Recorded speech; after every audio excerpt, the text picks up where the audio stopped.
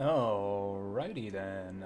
Hey guys, welcome to the stream for February the 17th. It is Thursday today, and yeah, we're just gonna keep trucking ahead with the Grandia playthrough right here. Gonna do a big inaugural week of the Grandia playthrough. Gonna be playing this game Wednesday, Thursday, and Friday is the plan here. Just like marathon this sucker. Not that we'll get it done in 3 days, but we'll get a, you know, a big chunk of it, like 10% of the game maybe, in 30 hours of streaming. Let's get down to it. Ba-boom. Ba-boom, and there we go. We've still got the issue with the crackling audio and, like, slowed down FMV scenes. I looked it up online. There doesn't seem to be anything that I can do about that.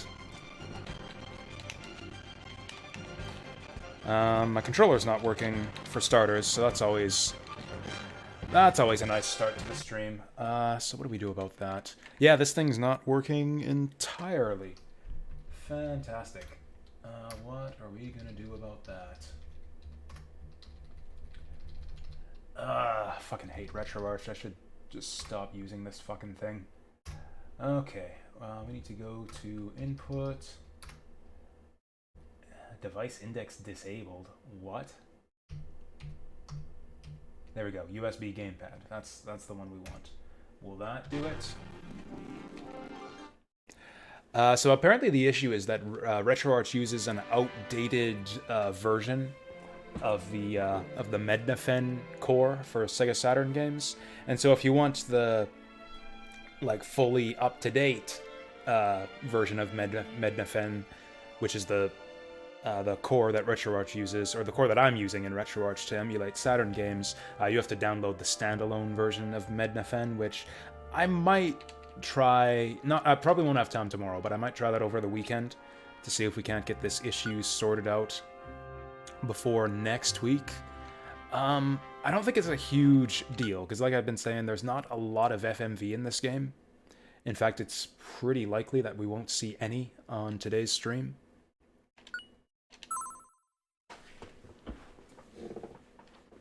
So, I don't know. We'll just roll with it for now. I guess if I were a professional streamer, I would have... I guess first off, I would have taken some time before today's stream to see if I could maybe get that Mednafen thing sorted out. I might have delayed the Grandia playthrough for a week to try to get this sorted out, but fuck it. We're into the game now. We're like 10 hours in. I just want to keep playing this because I'm having so much fun with this game. Who gives a shit about FMV? Who needs FMV? Ain't about the fancy visuals and the technology and the shitty FMV. It's about the story and the characters and the environments and the pixel art. Yeah. So we're just gonna sit here and enjoy all of that on this fine Thursday afternoon. So where we last left off on the previous stream. So yeah, Justin and Sue have crossed over to the new continent on the steamship. Narrowly evaded the ghost ship along the way. And met a new friend. Met the expert, seasoned adventurer, Fina, who we have parted ways with after we came ashore. Maybe we'll see her later. Who knows? But, yeah, for now, Justin's got... wants to meet up with the Adventurers Guild here in the town of New Parm, so we're gonna naturally do everything but that for as long as possible, as we just go around inspecting barrels and talking to NPCs and stuff.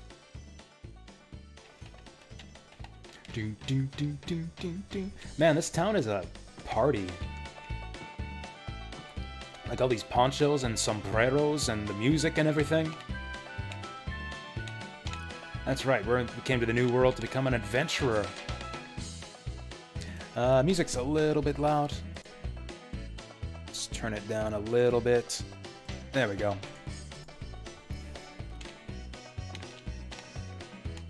Huh, that's a weird question he's asking there. What kind of place is this? Adventurers Society. I don't know, you're the local guy, you tell me.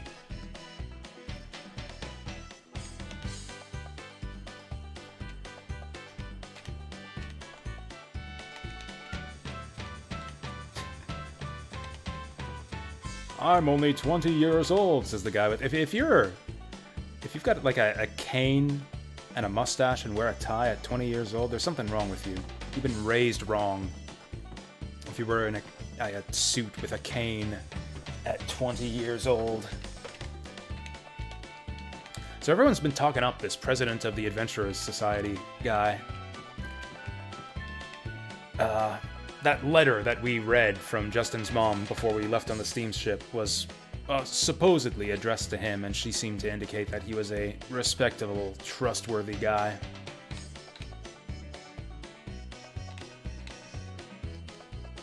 Oh, hey, Fina's apparently something of a celebrity. Oh, I love Fina, her smile, her personality. Oh, how is she as an adventurer? Well, I don't know.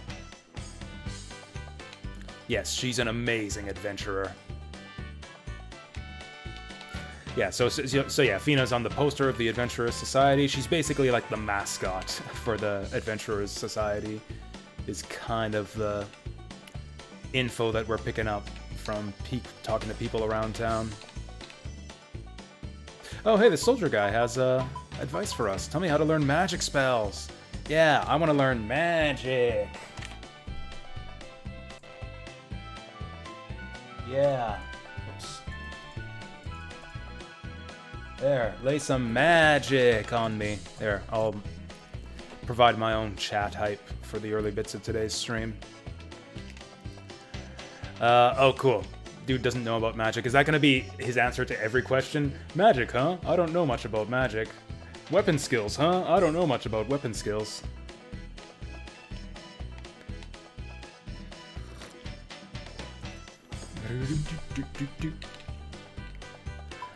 Yeah, so you're a soldier, right? You should know how to improve your strength.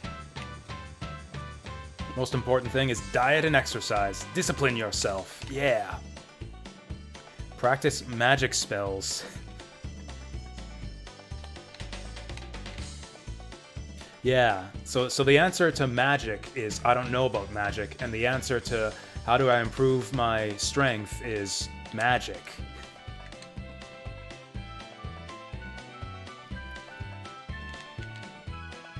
I don't even understand what this guy's telling me. Yeah, you can improve your strength, or I guess, okay, like your stats. It's like, how do I boost my stats? By leveling up your magic and skills and getting better weapons. How about my body? I want to level up my body. Earn experience points.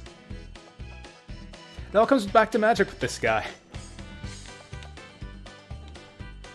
So I didn't mention this before, but it's kind of obvious. Or actually, we don't have any people who know magic in this party. I can't show it off for you guys. But yeah, similar to the thing with weapon levels. Yeah, you see that for every level in swords that we level up, we get 1 strength and 2 wit.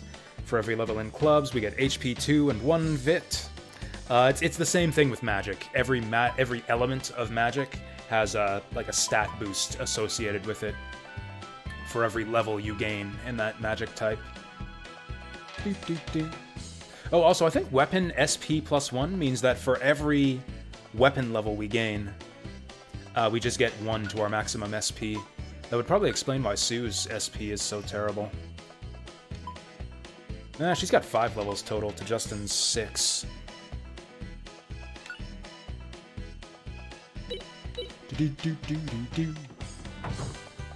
Oh, we can go to the adventure store. Yeah, I'm gonna buy some adventure at the adventure store. Oh, adventurer's store. That makes more sense.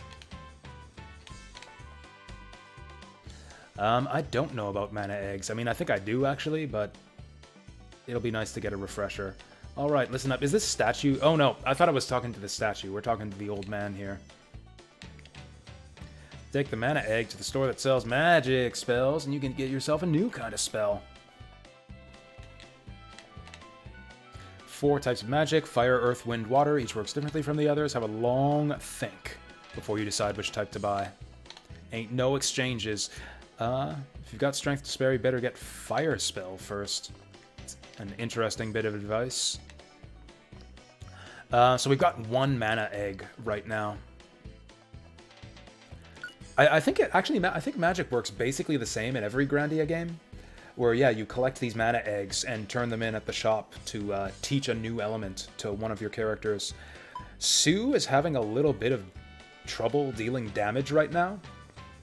So I think it might actually be a decent idea to teach her, like, Burn or Howl. So it says that we're learning the spell, but really what that does is that unlocks the ability for you to learn spells of that element. Then again, Fina knows fire spells already, so it might be nice to give Sue wind magic just to have access to a new element. That'll improve her agility too, which I actually don't really know what... Actually, the burn will improve her wit, though. We can make Sue into, like, a spellcaster. I mean, yeah, it shows that mixed element table on the side. So, like, similar to how there are some weapon skills that require you to level up multiple weapon types to unlock them. Like, Justin has that one spell we're working towards where he has to level up both his swords and his clubs to get it. It's the same thing with magic. If you level up your fire and your wind magic, you will learn lightning spells. So yeah, every element has like another element it can combine with to make new spells. So the combined elements are, yeah, lightning, snow, trees, and bomb. And explosion magic! That actually might be fun. We could train Sue up in explosions. Generally speaking, the magic spells, fire is generally like offensive type magic. Wind is also offensive. I guess it's just like a bit different from fire. I think wind generally focuses more on AoE, whereas fire is, I guess, smaller AoE, higher damage. Water is healing, and earth is buffs. I don't think I care about buffs right now. I'm all about the damage. Nah, let's give Sue the Howl. Eventually, we'll teach everyone everything. There are enough mana eggs in the game that eventually just every character learns every type of magic. It's just a matter of, like, which ones are you going to prioritize getting first. I'm actually eager to try out our new magic spells. Okay, we can sell our fluffy ribbon. Ooh, 1,500 gold for this. And I don't really know if we're ever going to need this gold potion. I guess SP is a little bit scarce at this stage in the game. It might come in handy. But then 1,500 gold might come even more in handy. Let's see what they have for sale first. If I can't afford everything I want, then I might just do that. Oh yeah, weapons are expensive here. I think selling that potion might actually be the right way to go here. Here's what we'll do. We'll actually... Oh no, I don't think Fina's rejoining the party for a while yet. I think we have one... Yeah, we have one dungeon to go through without Fina before she rejoins us. So I want... What do I want? Probably want that... Let's see what weapons we want to focus on to learn our skills. So Justin's still working on swords and maces. Sue is still working on maces. So I guess we could buy a new mace. New sword for Justin and a new mace for Sue. I think that's a reasonable start. So we'll get that Gret sword. Oh yeah, we can just trade in for the old sword too, for +2 attack. Then we got an iron mace. Now Sue loses a bunch of act for this. I actually don't know what act is. If that's like your speed on the initiative gauge, that's gonna be really, really bad. Like really, really bad. Do we not have a better mace than this? Like one that doesn't have that giant debuff attached to it? I think I'm gonna take it anyways, but I'm not gonna sell the old one. Yeah, we'll see how that does. We'll see how that does for Sue. In general, like if it does slow her down a bunch in combat, that herb. Do you guys see that? The herbs all turn blue when I scroll downward for like a single frame. That's weird. So we got a metal bat, and we got a... I don't need the metal bat anymore. We can sell that. 150 versus 150. They actually cost the same, but this one's actually stronger. We'll sell the metal bat. Is the wind resistance even going to be handy? I might want to sell this one too, just for money. Oh yeah, we can get some armor now too. Not that we're taking a lot of damage in fights in this game so far, but, you know. You never know when things might start getting difficult. Oh, armor's cheap. Armor's way cheaper than weapons. Yeah, I don't think there's any advantage to our old armor. Might as well just trade in the old stuff. Oh, the shield is arm slot. We can actually... I didn't think that Sue could equip shields. I guess equipment is all generic in this game. Like, other than weapons, I don't think... Okay, I guess I was wrong. I was gonna say, I don't think that... Oh yeah, actually, yeah, defensive equipment is all generic. Any character can equip any armor, it looks like. So I guess that's handy. Yeah, it's just that that pirate hat is the same defense as her current hat. 1 defense and 30 move, huh? I like my move.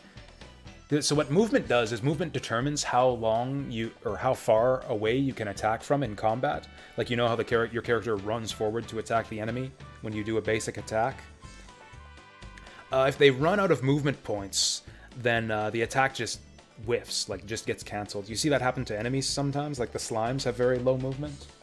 It's really annoying when that happens. I think I value the 20 move from our current shoes more than the 1 defense. So yeah, we'll leave those hunting boots alone. Uncomfortable. Who wants to wear uncomfortable shoes in combat? Ooh, defense and poison resistance. Do I care about poison resistance more than... Ooh! Justin's accessory increases his act. That's actually good. Or actually, if you look at... where is it? 2 action. I think that was called something else.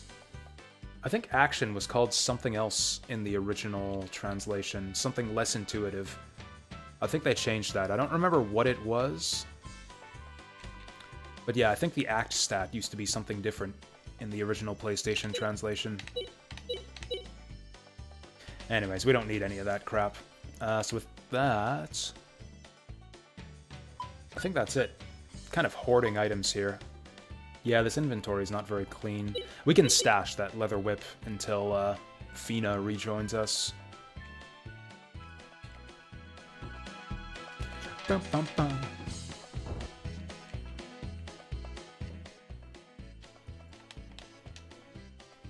In fact, we can probably stash some other things too.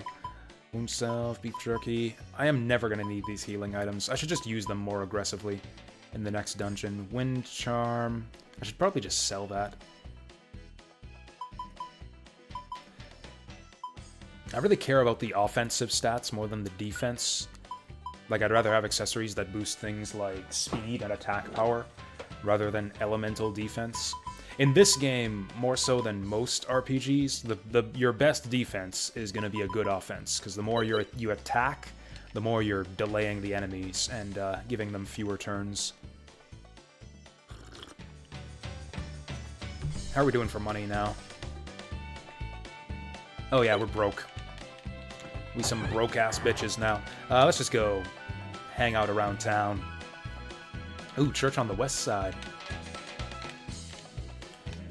Oh, apparently Justin's not a fan of church ceremonies. Again, a man after my heart, after my own heart. Except that, what's he talking about? There is no church back in Parm.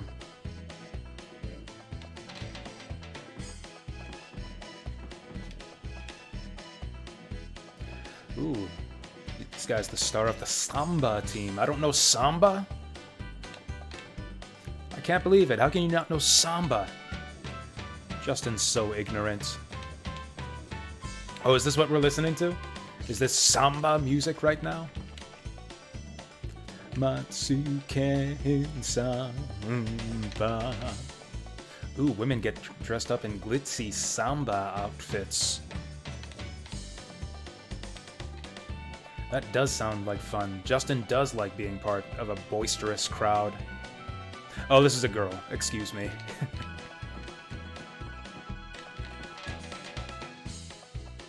So it's like we're in Mexico, except there's bamboo all over the place. We're in, like, Asian Mexico. Oh, wow, we have Messina air around us, apparently. Is she trying to say that we smell? People here give off a Kapilmpa feeling, and we have a Cholakyobi feeling. The fuck does that mean? You said it, Sue. It's not really any meaning, it's just a feeling we give off. Sounds like a lot of nonsense. Oh, the Samba Festival's not for a month. We can't stay here that long. They hold a contest to decide who's the most beautiful woman. Fina. I can save you guys the trouble. It's no contest. It's Fina.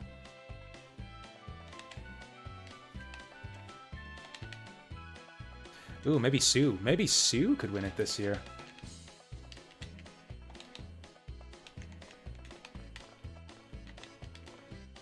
Seems to me like there are fewer interactable objects in rooms in this town. Like back in Parm, things like that broom and that bucket would rustle a little bit if you interact with them.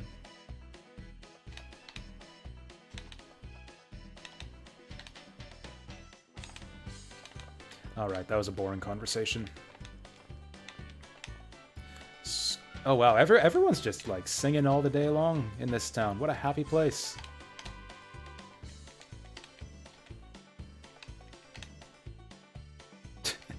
Hey, Deep Fry. Bye, Deep Fry. Thanks for stopping in and saying hi and bye. Cool, we're getting tanning tips too. Is that all women in this town? Like the last 6 NPCs we've talked to have been women, it feels like. Okay, where are we going now? I think they said the church is over in this direction. They start the ceremony and the bride would appear. Ooh, is someone getting married? How romantic.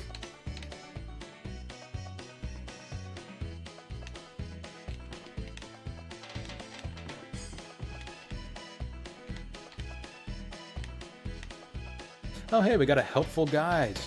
We should ask him where the heck the adventurer's office is. I still haven't found it. He says if there's anything you want to know, just ask me, but... I guess there isn't anything we want to know. We got no question prompts for him.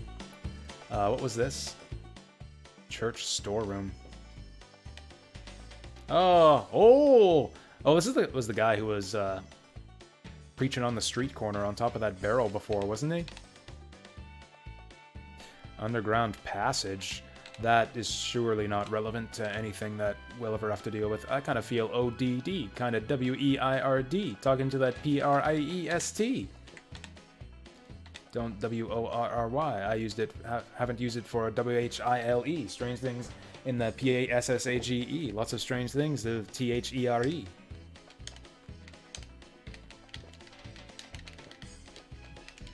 Ain't nothing in the storeroom for us. Just a secret passageway that I'm sure is completely irrelevant. And that we'll never have to bother with. So, like, Deep Fry, what's up? Are you actually, like, leaving? Actually just here for, like, 2 seconds?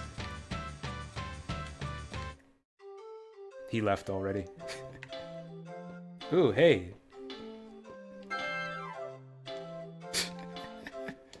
Can we play it again? Play it again, Justin. In between classes. Yeah, fair enough, fair enough. You got like a 5 or 10 minute break or whatever.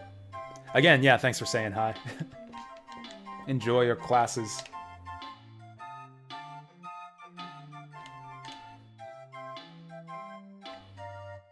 Oh, they really do like to party in this church. It's jazzy.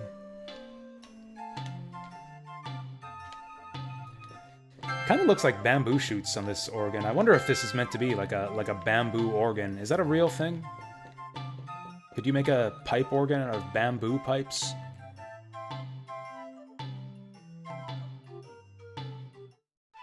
But how different would that sound from like metal organ pipes? Oh, there we can interact with this giant Alice in Wonderland-esque leaf here.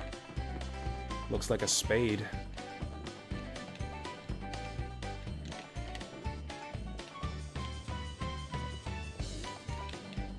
Wow, everyone in town is really eager to talk to Fina. I guess I am too. It's some kind of weird turtle. We should ride one of those. We should ride the giant turtle across the continent.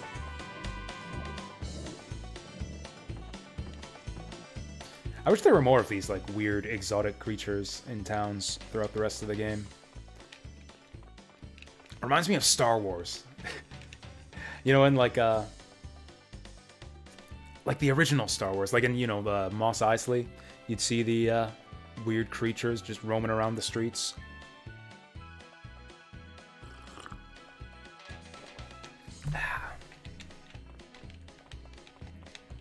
Banthas and shit. Man, everyone in this town is in love with Fina. No wonder she decided to move outside of town and live on her own, away from the people all obsessing over her. Get away from the paparazzi.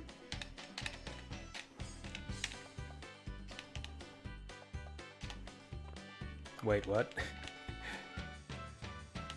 My grandchild's on the way. If she's a girl, we're hoping she'll become an adventurer like Fina. What? So if your grandchild is a boy, like what? Boys can't be adventurers? Is that what you're saying? Man, even the girls are swooning over Fina.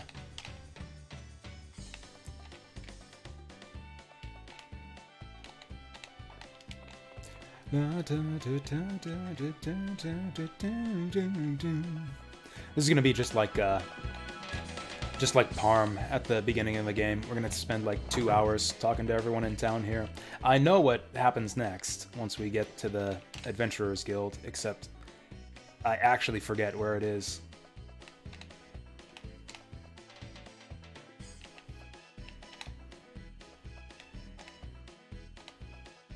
Yeah, that's right. We're definitely not stowaways. I don't think it's the town guard's job to deal with stowaways on a ship anyways. Like, that's why they have the laws of the sea. Like, this guy handles the laws of the land. The ship people. Is that a naked woman on the wall there? No, I think she's wearing a swimsuit. I think she's playing beach volleyball or something.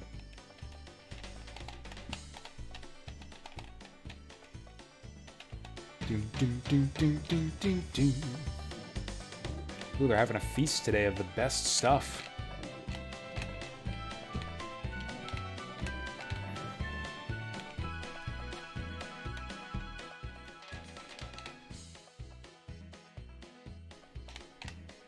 Too young to be shopping alone. What?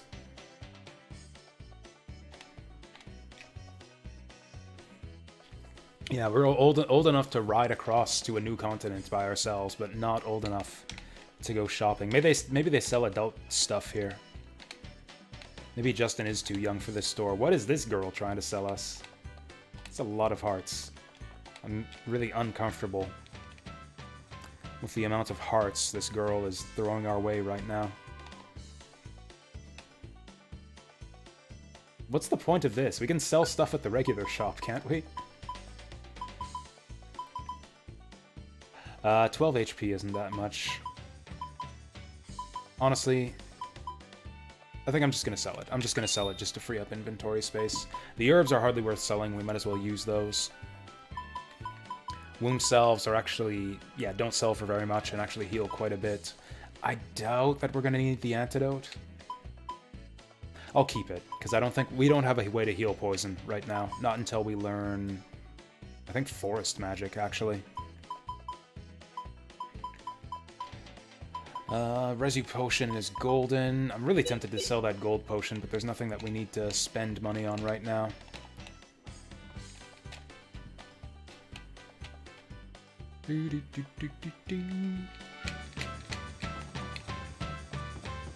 God, this town is huge. Like, this place is way bigger than I remembered. Okay, maybe it's not that big. We're just about at the end of it. At least to this end of town. Still gotta explore the east side.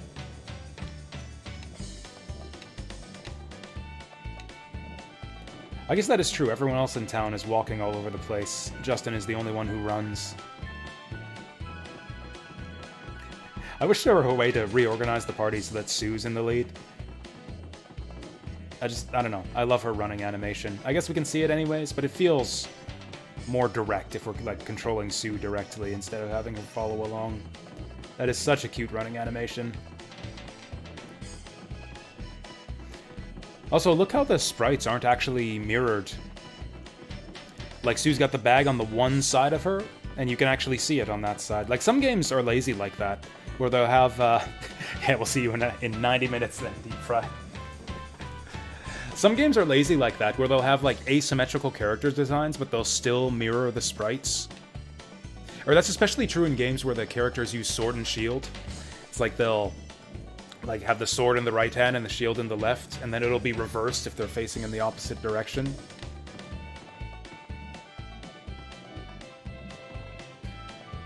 I think that, yeah, Justin's sword, you can even tell, like, the animation of the sword on Justin's back is slightly different, depending on... Yeah, you can see the hilt draped over his right shoulder there when he's facing to the right. It's very small differences, but yeah, they actually redrew the sprite. Also, yeah, the buildings cast shadows over your sprites, too. It's fancy shit here.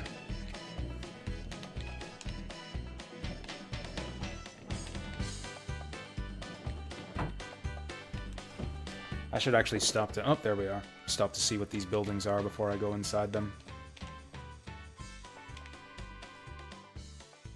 Is this town actually in dire poverty or something? These...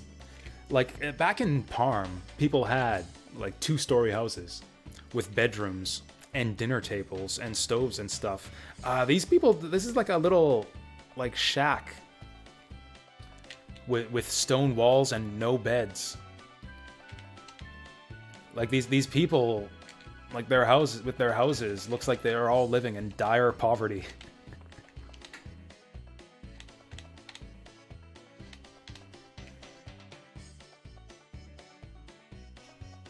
Well, that's interesting.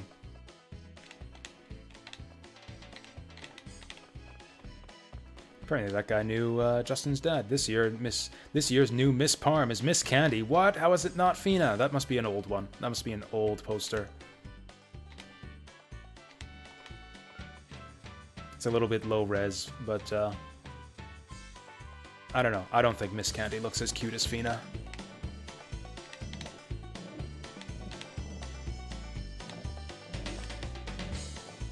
You got spunk, kid. With an attitude like that, you do just fine here. Adventurous Society is in the center of town. Okay, so naturally the last place I was going to look.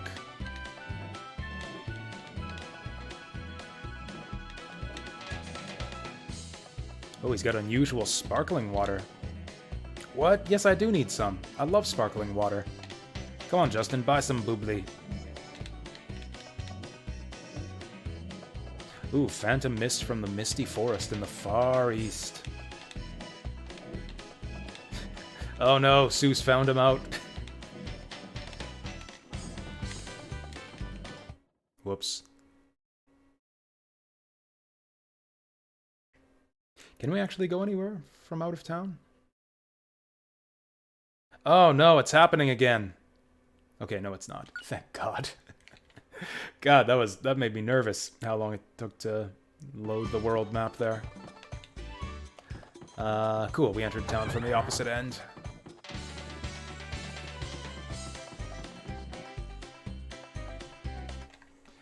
Ooh, Pacon's Dinner Theater.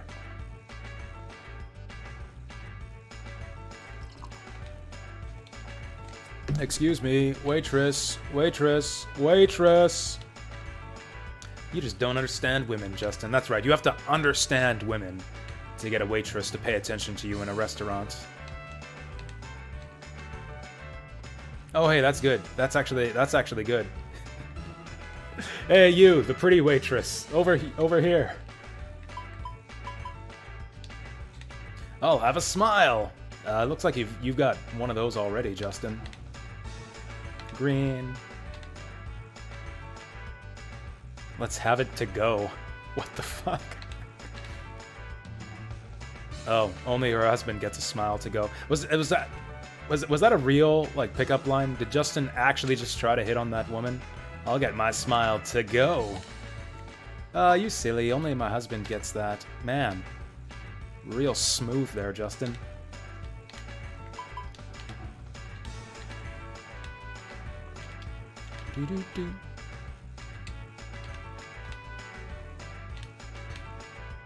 Man, this is a town full of idols here. We got Fina, what was it, Miss Candy or whatever?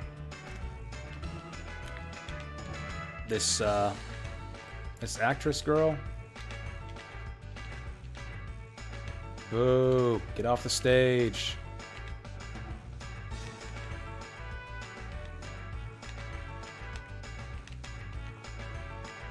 I'm gonna wreck your show. Another coin toss guy? It was Tails last time, so it's gotta be Tails this time. It's Tails! Nice. Free sausage for me. Or we could get a smile. We could get a free smile. Yeah, what the fuck? I was the one who called the coin toss.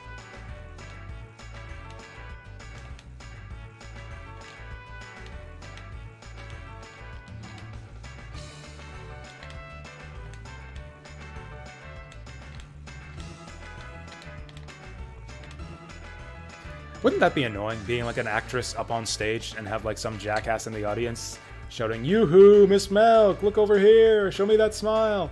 Like, get this guy out of here. Someone get sick the bouncer on this guy.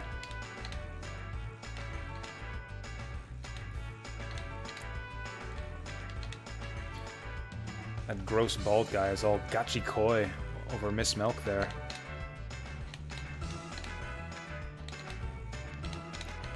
What kind of establishments are these guys running here? Alright, ain't nothing to see here.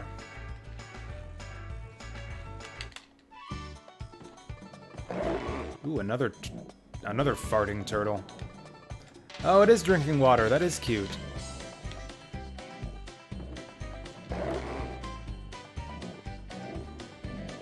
Oh, of course, we get Puffy to communicate with the turtles.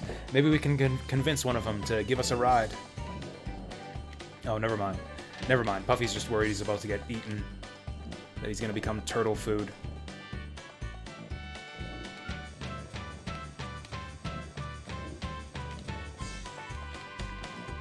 I mean, he says that the Adventurers Society comes first, but we totally went into the theater before the Adventurers Society.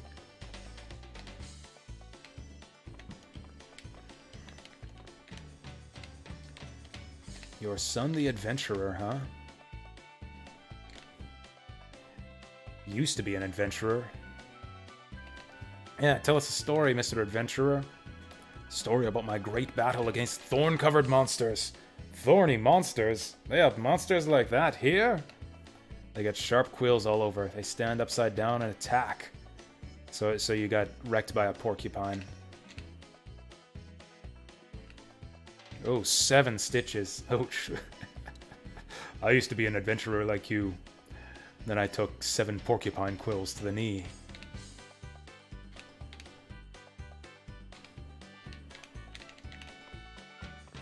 I actually don't remember if that references a monster we'll encounter in this region or not. I don't think there's any porcupines around here. I think that guy's telling tall tales.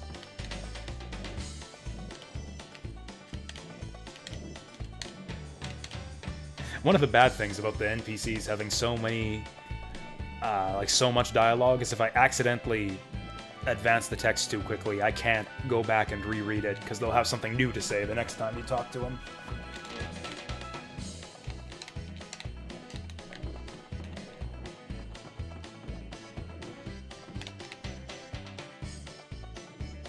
Gone to see the end of the world. Wait, what? It's a long journey. I don't believe this guy. Everyone in this town is a liar. Oh, actually, he's seen the end of the world. That makes sense, because you can see the end of the world from a really, really long ways away. Because, like, it's this massive wall that spans the entire... It's basically the Great Wall of whatever this continent is called. It goes all the way from one end of the continent to the other. I think it actually goes into the sea, too. And reaches all the way up to the clouds.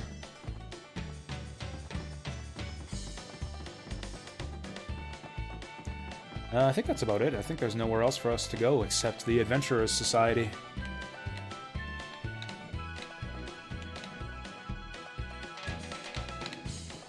Apparently Dr. Kevorkian's set up shop in this town. Oh, we can go up on the roof. There's eyeballs on this roof for some reason.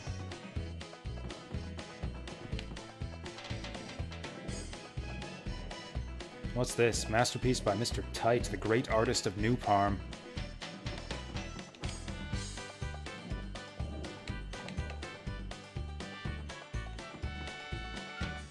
Oh, we got. Never mind. We're not done here at all. We got a bunch of big houses here. Okay, so we're moving out from the slums over to the mansion district. What the fuck? What the fuck? Justin doesn't like tea? We're gonna have to fix that. We're gonna have to get Justin to start drinking some tea. I can't have an RPG protagonist with my name tell us that he doesn't like some goddamn tea. Have we been in this house yet? I don't think so. This guy's house is full of fruit. Want to play a game? Alright, I'll take the challenge. Is the reward fruit? It's like rock, paper, scissors. Come back and try when you're ready. Okay, I'm ready. John, Ken, Pom! No! Okay, so we went paper last time. I'll go scissors. This guy's a fucking cheater. This guy's a fucking cheater.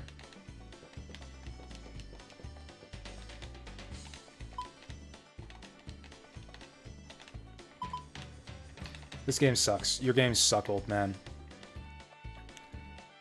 Is that like the male version of a crazy cat lady? Like you got crazy cat ladies who are old ladies with a house full of cats? Is the male equivalent of that like the crazy fruit man? Do men get like houses full of fruit when they grow old? I think that's what that was. I think that was a crazy fruit man.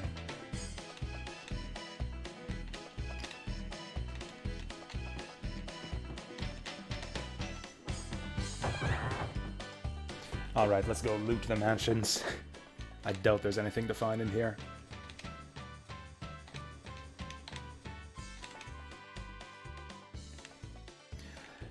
Oh wait, I thought we did have a letter to deliver to her. I might have put it in the stash. I don't know if we need to take it out. Hey, we came from Parm.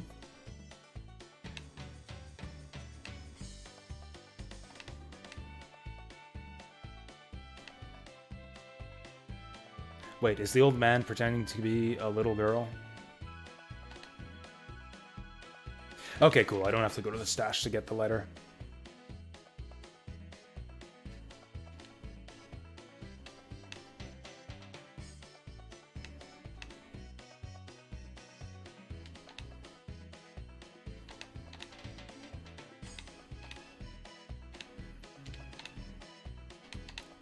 Cool. I thought we would... You did say that pretending to be a girl is a literary device. Oh, yeah, I remember now. Yeah, I remember that old man. I kind of speed read. This table's shaped like a Dorito. Is there any advantage to that? I guess you save a bit of space. I guess if you only got a family of three sides is enough.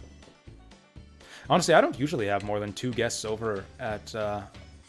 usually no more than 2 guests at my place at a time either. I should get a Dorito table for myself.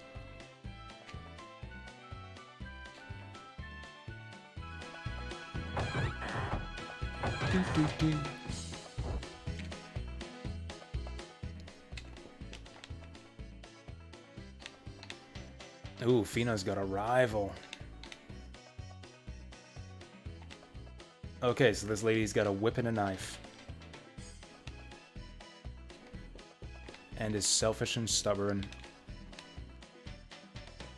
Honestly, I don't think this girl is even the number 4 girl in this town. You've got Fina, you've got Candy, you've got Milk. This girl doesn't even have a name, does she? Actually, now that Sue's in town, yeah, that'd make this girl like number 5. That is true. It is kind of getting annoying hearing all the townspeople swoon over Fina all the time. Making me nervous. She's supposed to be our waifu, damn it. Sherry, that's her name.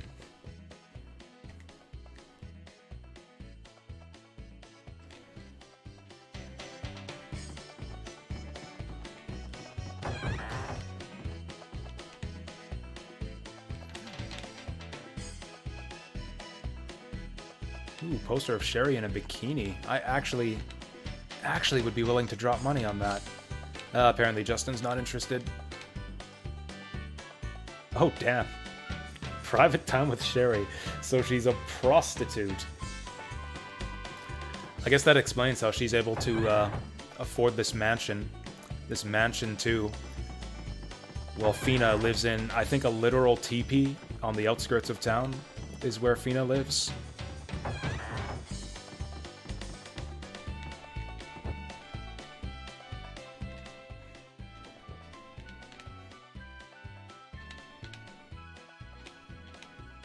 Yeah, we've heard a couple people, or I think just one person, talk about Pac-On so far. Oh, we'll know. We'll know once we meet Pac-On once or twice. He's got good fashion sense, good looks, and is good-natured. Oh, he sounds like a cool dude. That actually surprises me to hear him say that. Who the heck is this guy in the picture? Also, why is there a unicorn couch? And again, got this big mansion with no other rooms or beds in it.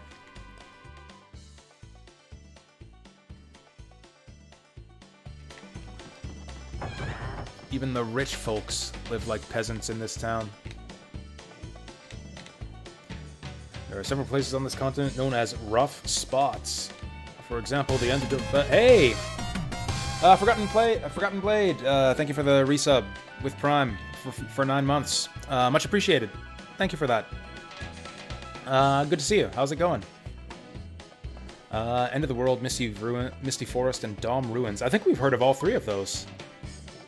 I actually think we've heard of all three of those in the game's dialogue so far.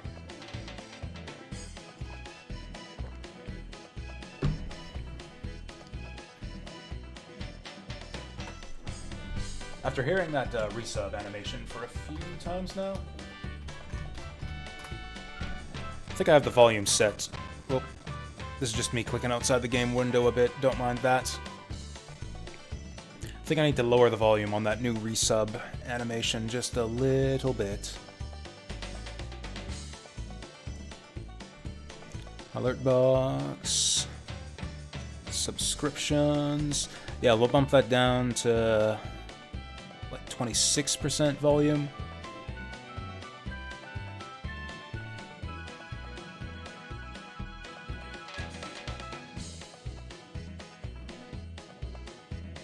There we go. There we go. We're still working out the kinks with the new system here. All these new animations and sounds and stuff I set up this last week. Haven't quite got it all set up perfectly yet. Alright, we'll try 26%.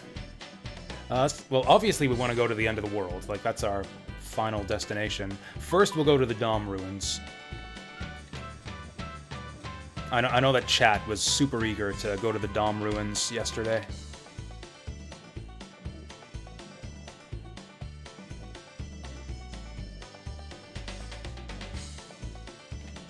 Ooh, relics from ancient times. That actually does sound good. Actually, I think Dom Ruins might be the next place that we go to. Like, not this next dungeon, but the next dungeon after the next dungeon. If it's the one I remember, I think we actually do have an FMV scene in there. So that'll suck.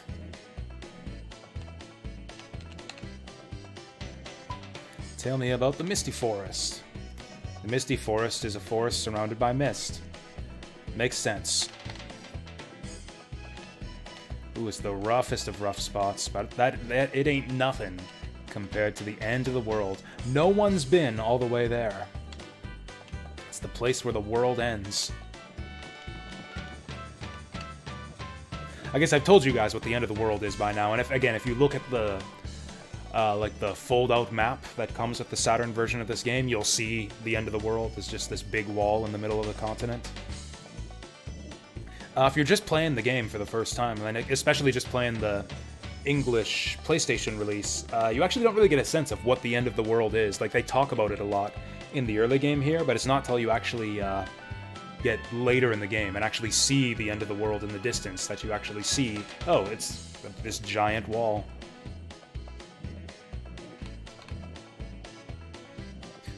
Tourists? Isn't it a society for adventurers? Oh, from the society's perspective, adventurers are tourists. I mean, I'm not here to be a tourist, I'm here to be an adventurer. Maybe the adventurous society isn't for me? Oh, hey, it's Fina! Wow, there's a lot of Fina in here. There's a Fina up there, too. You know, I suppose that, I suppose that the world of Grandia doesn't really have, like, any legal protections for, like, individuals preventing people from profiting from their likeness. I was thinking, why would Fina agree to have all this merchandise made of her, but she probably didn't have any say in it. Hey there, Zap. Yeah, that's honestly, that's basically what the Adventurers Society is here, is like a glorified Fina fan club. I'm retired, used to be a salesman, and now I'm an adventurer.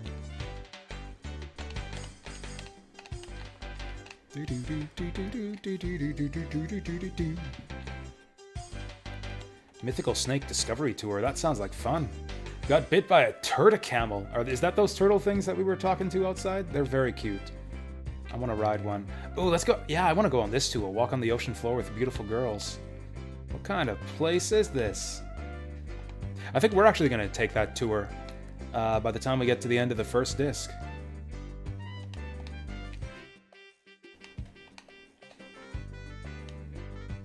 I mean, I don't know if that guy can eat the, what was it, the poisonous seaweed or whatever. Actually, wasn't it the poisonous slugs? Yeah, the poisonous palm slugs back in the first town. Puffy should be able to eat poisonous snakes.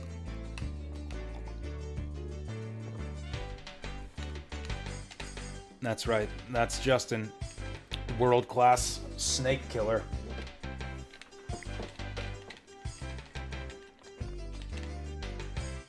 I actually don't remember there being snake enemies in this game, but I guess we'll see some in a bit here. Search for the secret hot springs and search the ruins tours. And they provide snacks! It's always important for an adventurer to take snacks on his hot springs tour.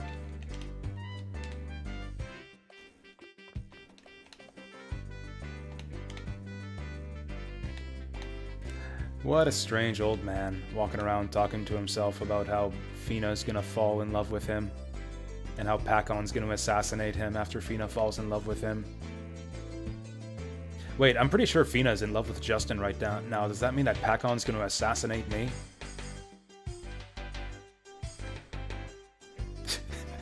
I love Justin's reaction there. Hey, this is getting interesting. Let's hear him talk a little bit longer. Oh, don't get discouraged, old guy. Keep going. Justin is amused by this. Ooh, the receptionist is cute. Her hair's the wrong color compared to her sprite, but still, cute face. Set up adventures. It's like the opposite of an adventure if you set it up. Yeah, but take me on a tour to see Alent, to see the Angelo civilization.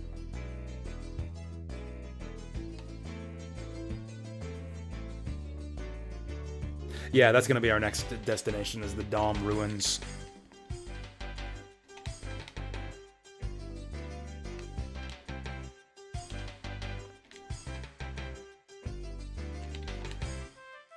Oh, okay, so to be an adventurer, you need to be a member of the society. That seems like kind of antithetical to what being an adventurer and having an adventurous spirit is all about, but okay. Let's talk to the president of Adventure to become officially sanctioned adventurers. and get a map. Oh, okay, we need a password to get in. The password is, I am Mr. Pacon's servant, a yup.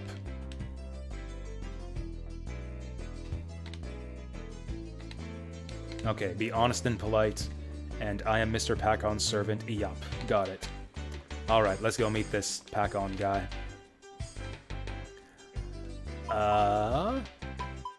I mean, I don't want to be his servant. Maybe he'd go for this. Likes the honesty, but that's not the password. Oh, he said the last part wrong. It's a yup, not yup. Yeah, it's gotta be everyone admires Mr. Pacon. Okay, fine. Okay, fine. Ding, dong, bean bon, bean bon. Okay, we're allowed in. Wow, there's even more Fina merchandise in here. That looks like a Dragon Quest slime that she's standing on top of in that one. Even, oh wow, this guy. This guy's a Fina otaku right here. Oh, there's a cute little Fina doll in the corner here. That's adorable. I want one. He's got a swing for a chair for some reason. This guy already creeps me out. Oh god, he's some kind of clown. I am Mr. Pacon, president of the adventurers. Yup.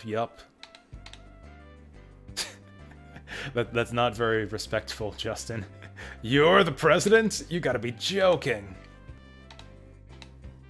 Oh, Goss was Pacon's daddy. He died a long time ago.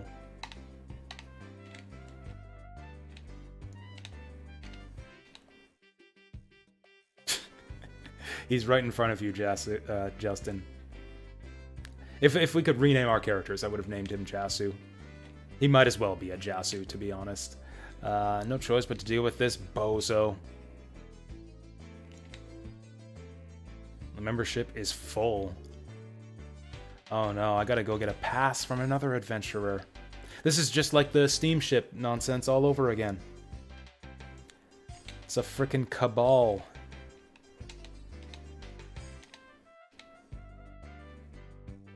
You thought you could trade in a piece of paper to get a piece of paper?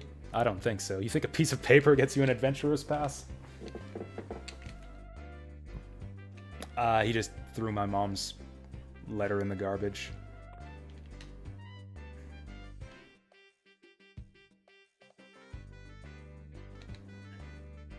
Fina's picture in a kitschy pink color. I thought Fina liked pink.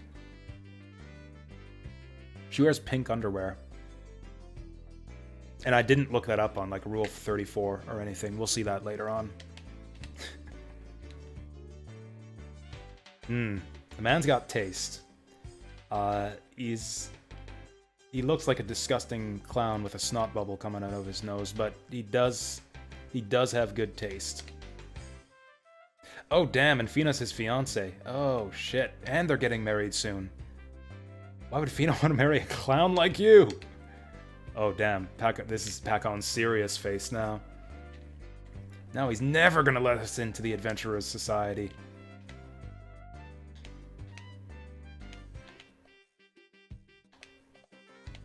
Oh no, he's got us there. We did say that we were gonna be his servant.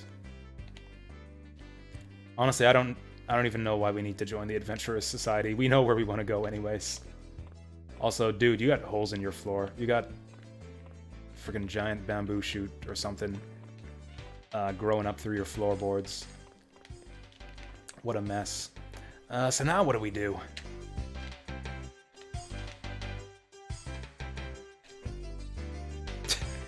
Yeah, I know, right? Probably hasn't even gotten a high five. We're like, wait, we've already gotten to first base with Fina. She's giving us the high five. Yeah, there's no way. This guy doesn't stand a chance. Maybe Fina's just got bad taste. Okay, so we're going along the Merrill Road to go talk to Fina. I wonder if any of the other people have anything to say about the conversation we just had with Pacon.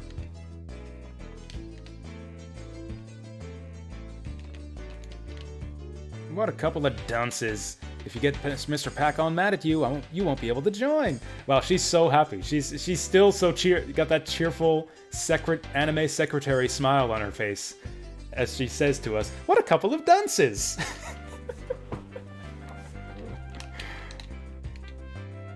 Oh, hey, at least she's nice enough to give us directions to Fina's house, even though we apparently know the way already.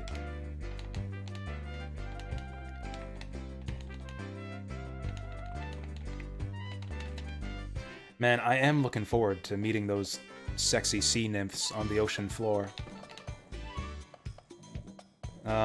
Man, word gets around town fast. Yeah, Pac-On's mad at us. It's actually kind of interesting how the NPCs are all talking up how Pac-On is such a great guy, and how he, like, brought the Adventurers Society such success, which presumably brought a lot of wealth and success to the town as a whole. Like, he's kind of like the patron of this town, kind of like the Adventurers Guild is to this town, kind of like what the Jewel Foundation, I think, was back in New Parm. Or it's like kind of the financial backing, or like the heart of the economy, the tourist economy of New Parm. But it's like he did all this by commercializing the Adventurers Society and ripping the heart and soul out of it. And so, like, everyone else likes him because of the economy, but we're kind of against him because the adventurer's spirit. It's like it's complex. There are multiple facets in play here.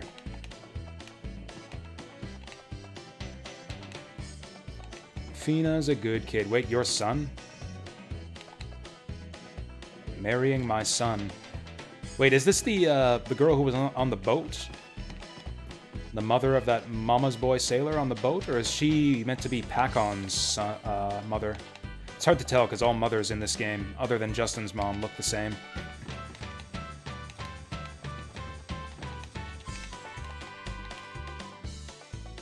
Oh, I didn't actually expect this guy to start saying new stuff. Damn it, I skipped all of that. What is in that guy's head?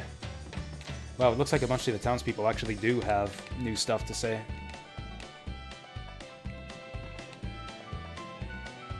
He is, yeah, see, look, yeah, it's easy to misunderstand because of the way Pac-On looks. He's a very nice and kind person. Are they all just saying that because they've been, like, brainwashed, or because he's, like, giving them money?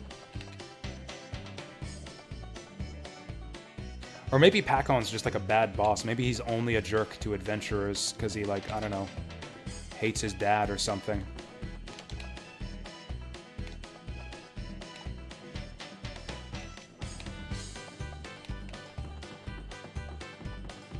I'm actually really surprised that the townspeople all have new stuff to say already, just from that one little conversation we had with Pac-On. Yeah, I can't believe that Mr. Yup is the Adventurers Society president. Oh yeah, in this town, calling someone an adventurer is not a compliment. They don't do real adventures, it's all adventure tours right now. Again, I identify so strongly with Justin. It's like, this is all commercialized bullshit, man. It's just like, it's like the state of modern gaming. This is like Justin complaining about the new Adventurers Society and adventure tours. It's like me complaining about gacha bullshit in modern games. That's not what gaming's really about. That's not what adventures are really about.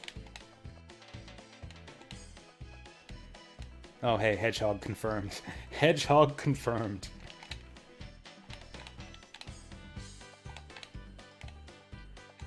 And that's the story of how his son, the adventurer, stopped adventuring. I didn't realize that these two guys had more stuff to say if you just talked to both of them over and over again. Thick skin like armor.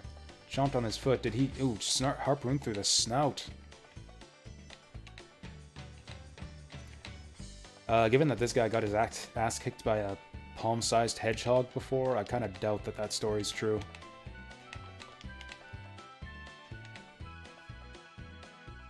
And he got chomped on by a clam.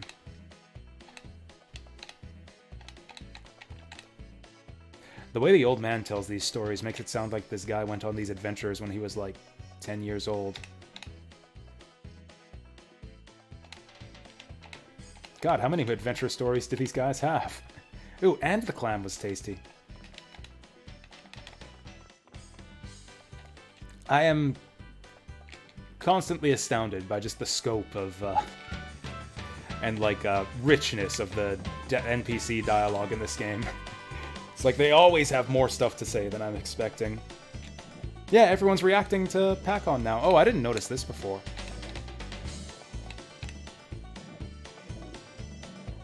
Okay, he's rich and generous, and it doesn't take much to get... So, okay, so people are trying to flatter him, because that makes sense. Everyone's complimenting him and flattering him because they're trying to get money out of him. Because he's easily flattered. Yeah, this thing in front of the Pac-On's dinner theater. Didn't notice that before. Leotard girl with a cowboy hat and a bottle of... I'm guessing that's supposed to be like a flask of liquor. Or sparkling water.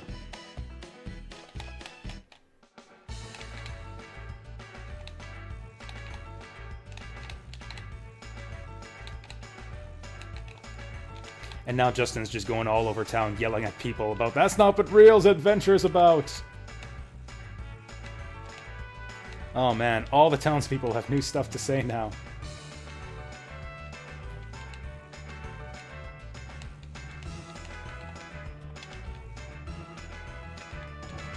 Okay, Milk fans are still all spazzing out over here. Ooh, it's gonna be Tails. Nice, that's the same thing that happened last time. Alright, those guys are all saying the same thing.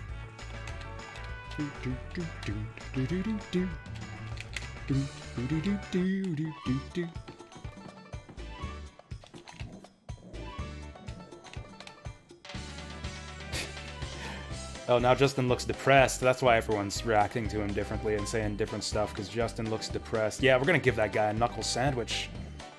Oh no, except he has a tough bodyguard. Oh, that's a good line. That's a good line. You try to serve him a knuckle sandwich, his bodyguard will give you a knuckle smorgasbord back. That's good. That's a repartee right there.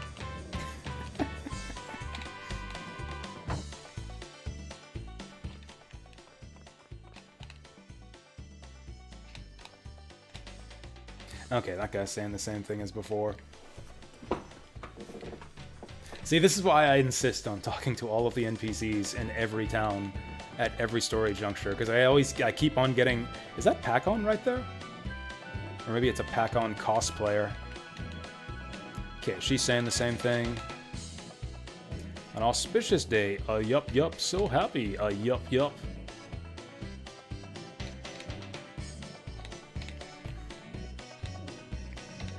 Oh yeah, Pac-On's got fans and cosplayers too. See, yeah, that's it. Pac-On's just pretending to be a bozo. He just dresses like a clown so that he can keep his cool. It's disciplined training. Blowing snot bubbles out of your nose and acting and dressing like a clown. That's a good line too. That was a good line too right there from Sue. I think the odds of that being true are somewhere between 0 and nothing.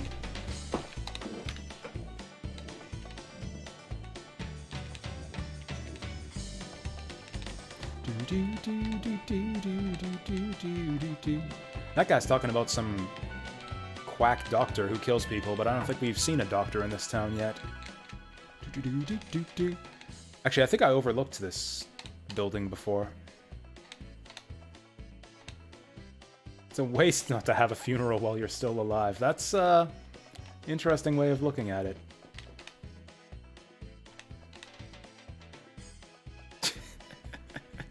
Oh, they had a big funeral for Pac-On. The guests were having a grand old time, but Pac-On was crying. Poor me, I'm dead. How awful. Yup.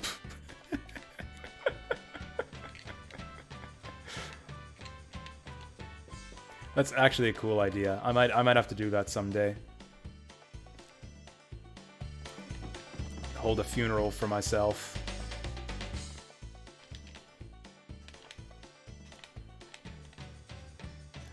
So yeah, what's the deal with them insisting that kids can't shop? Like they'll let kids buy like frickin' weaponry from the weapons shop We can buy, like, battle axes and maces and longbows, but apparently we're too young for whatever they sell. Is this a weed shop? Is that actually what this is meant to be? Is this guy selling narcotics here?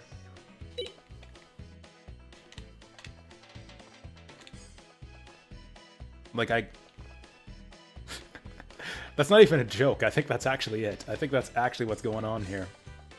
No wonder the people in this town are also cheerful and lively. Despite the fact that they all live in crummy little shacks like this.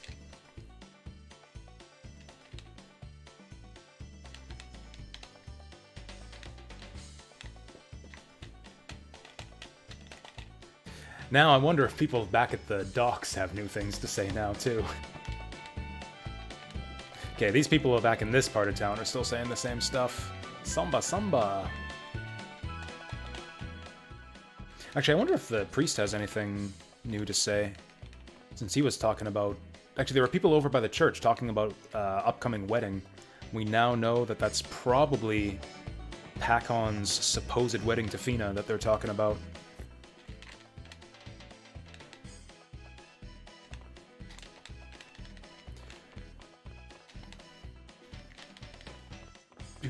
Yeah, it looks like everyone in this house is saying the same thing.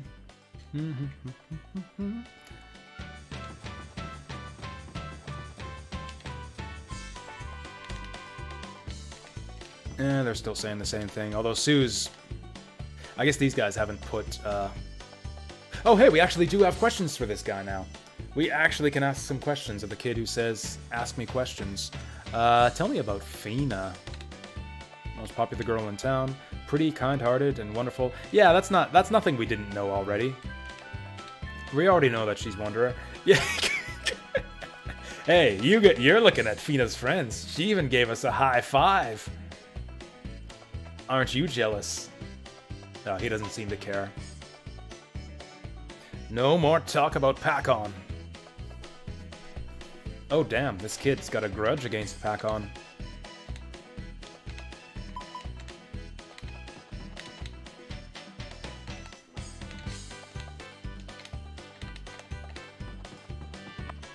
Is this guy done cleaning out the storage shed? Can we check out that secret passageway now?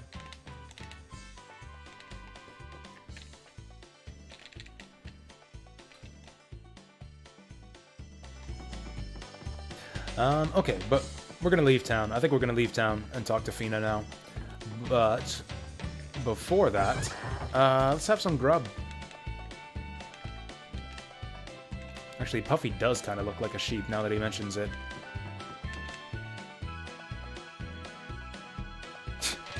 We got the coveted high five. Yeah! High five for high fives. Is there a high five emote on Twitch? Maybe there should be. There isn't a high five emote. There is a Dorito though. We can do high Doritos.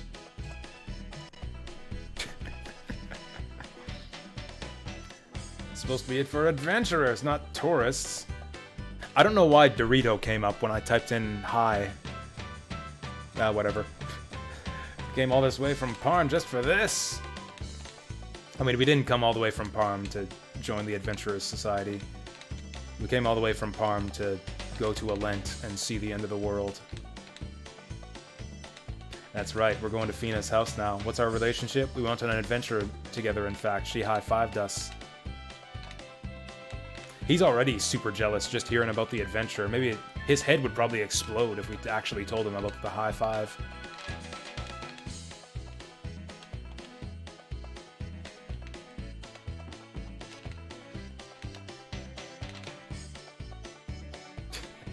What makes Pacon best as president is that he has established adventurers as a business.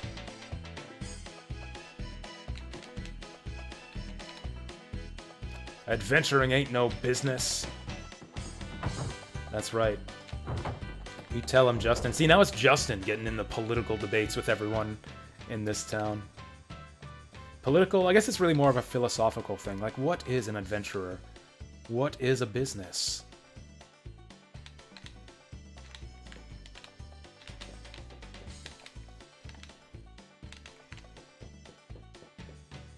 Alright, we're gonna travel the Marn Road to get to Fina's house, but before we do that, let's rest and grab some grub. Oh, and also save my game, since we've been wandering town for like... Is that right? An hour and a half. Not bad. Not bad. Yes. A room with a meal, please. Nice. Disappointing. This is nitpicking, but it's a bit disappointing that the dishes that they're eating are the same, no matter where you eat from. Like, this is the same plates that they're eating from, the same food sprites as back at Lily's restaurant. Apparently New Palm's food is especially delicious, though.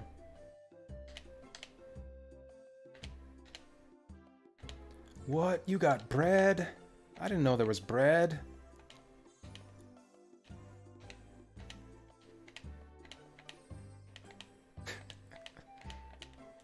Is that it?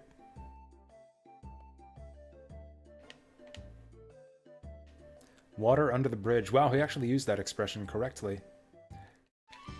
Yeah, some of the extra dinner scenes are kind of just little things. Just brief little conversations like that about like how Sue got fresh bread and Justin never got any on the boat because he kept on sleeping in. Are we done here? I think we're done here. Did I actually equip all the new gear I got? Yep, I think we're good to go. Now, I don't know if this Marn, or the the Marn Road, I think was back on the first continent. Yeah, we're going down Merrill Road. Or actually, no, we're not. I'm sorry. We're not going down the road just yet. I'll grab these coins because they're just there, but we're not going down the road yet. This will only take a second. I doubt that the people in the port have new things to say, but just to satisfy my curiosity, we'll talk to a few port people to see if any of them have updated dialogue. Yeah, that's the same as before. That's the same as before.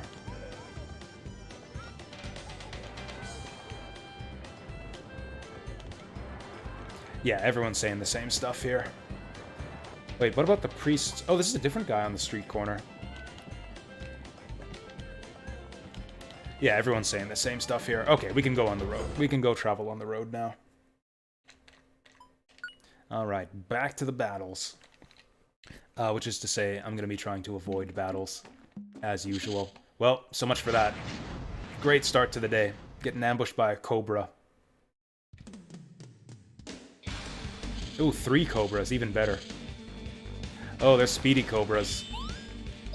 Okay, what's this? That guy's just defending. That guy's trying to poison me. That guy's trying to attack Sue.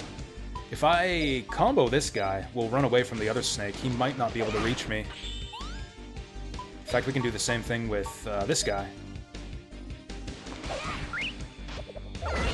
Ooh, nice hit. This is gonna hurt. Oh, hey, we can use that antidote. We can use that antidote that's been sitting in our inventory for God knows how long. Let's just kill this guy. 2 down. Joke's on you, Justin's poisoned already. Alright, we'll use Chris to take out this last one. That didn't do much. Oh god, poison's brutal in this game. It actually delays your turn every time that happens.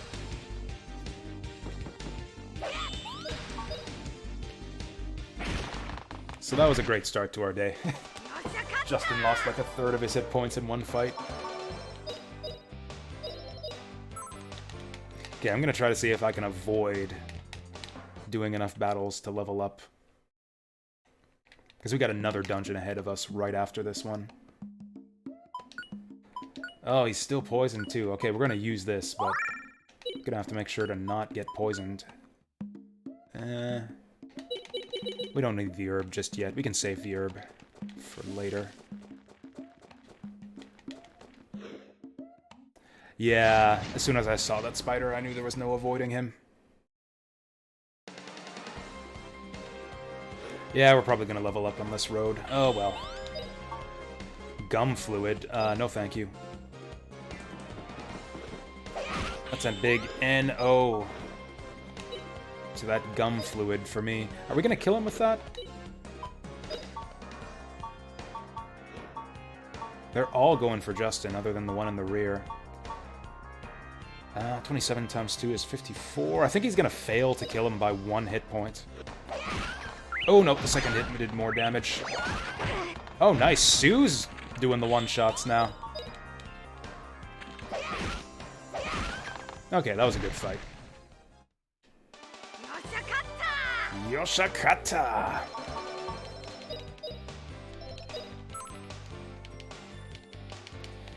Yeah, a lot of the dungeons in this game are like this, where there's a bunch of narrow pathways, and it's basically impossible to dodge monsters. It's a little bit annoying sometimes. Oh yeah, Sue's got those new magic spells too. We should try those out. Especially when the enemies are grouped up.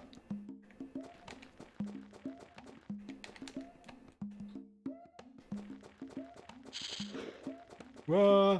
And just a handful of change. Ran all the way here for a handful of change. Oh, I thought that guy was gonna pounce on us. We actually got the drop on that snake. My initiative. Ooh, I wonder if Sue can hit all 3 of these guys with a fire spell. It's honestly not really worth it. Let's just kill him. Or, you know, just barely fail to kill them.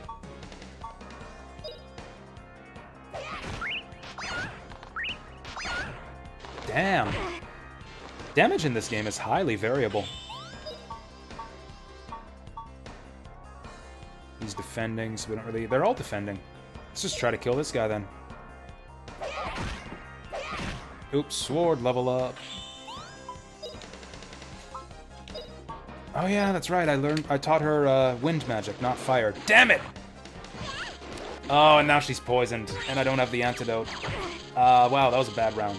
That was a bad round for us.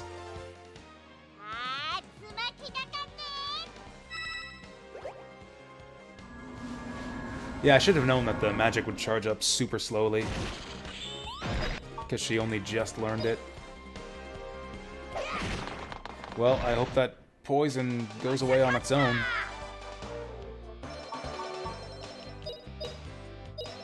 And level up for Justin. 1 strength, 1 wit, 2 wit, 1 agility. You know, you don't actually gain all that much for leveling up. Or I guess it's about the equivalent of a gear upgrade. Yeah, you get about as much from leveling up as you do from upgrading all of your equipment. That's actually pretty good. Yeah, I only have the 1 antidote. That's kind of bad.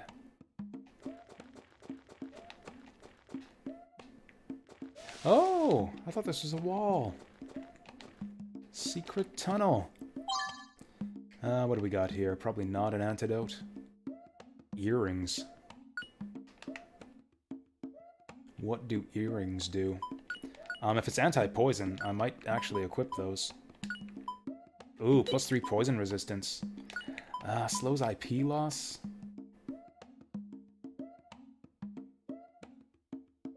Just for this area, I think we're going to want the poison resistance. Although she's poisoned already, so maybe that doesn't matter. I don't know which way we're going. Oh, we got all kinds of crazy monsters here. Giant green worms. Whew, that was close. Birds, spiders, cobras. All kinds of gross, slimy critters on these roads.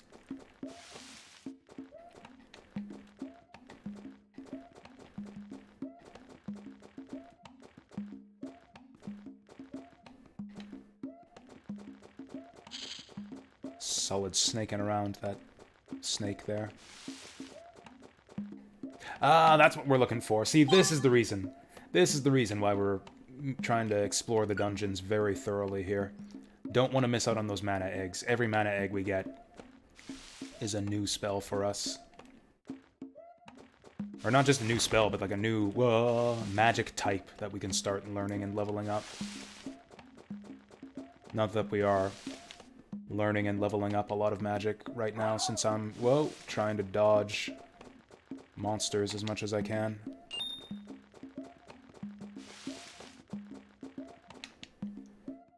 This place is tough to navigate. I think we've been this way already. A mini-map would have been nice. Is Sue still poisoned? Jeez. So, unlike a lot of other RPGs, poison doesn't tick down when you're out of battle. That's actually just a short little trip down the road.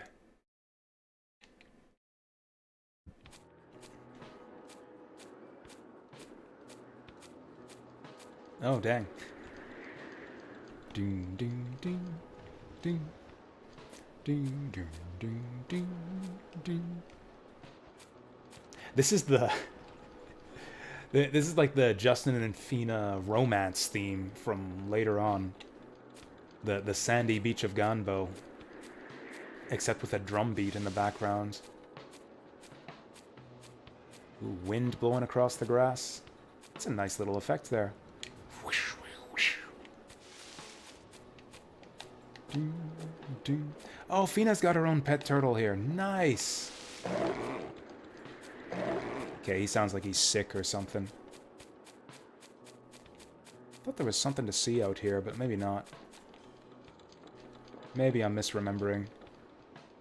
Fina's got like a pigsty or something here? I don't know what that is.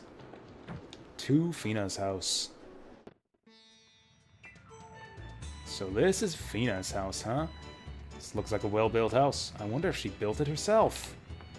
Cool, this furniture looks like it was handmade by Fina. I'd like her to show me around here. Well, we might as well recover and cover weaknesses. If you always use the same weapons, you will increase the skill parameter only for that weapon's skills. Your strengths will grow, but other parameters won't improve. You may end up with many weaknesses. Either improve the weak parameters or by improving other weapon skills, or try to set up an array of supplies to cover your weaknesses. Got it? No. I think what it's trying to say is that if you don't balance the way that you level up your different weapons, you'll end up with stat deficiencies. Like, I'm not leveling up axes right now, so Justin doesn't have as much strength as he might otherwise. I don't know if that's good advice, though, because I think more beneficial than the stat ups that you get for leveling up your weapons is that you get to unlock the new skills. I've always tried to, like, target learning new skills when leveling up weapons in this game.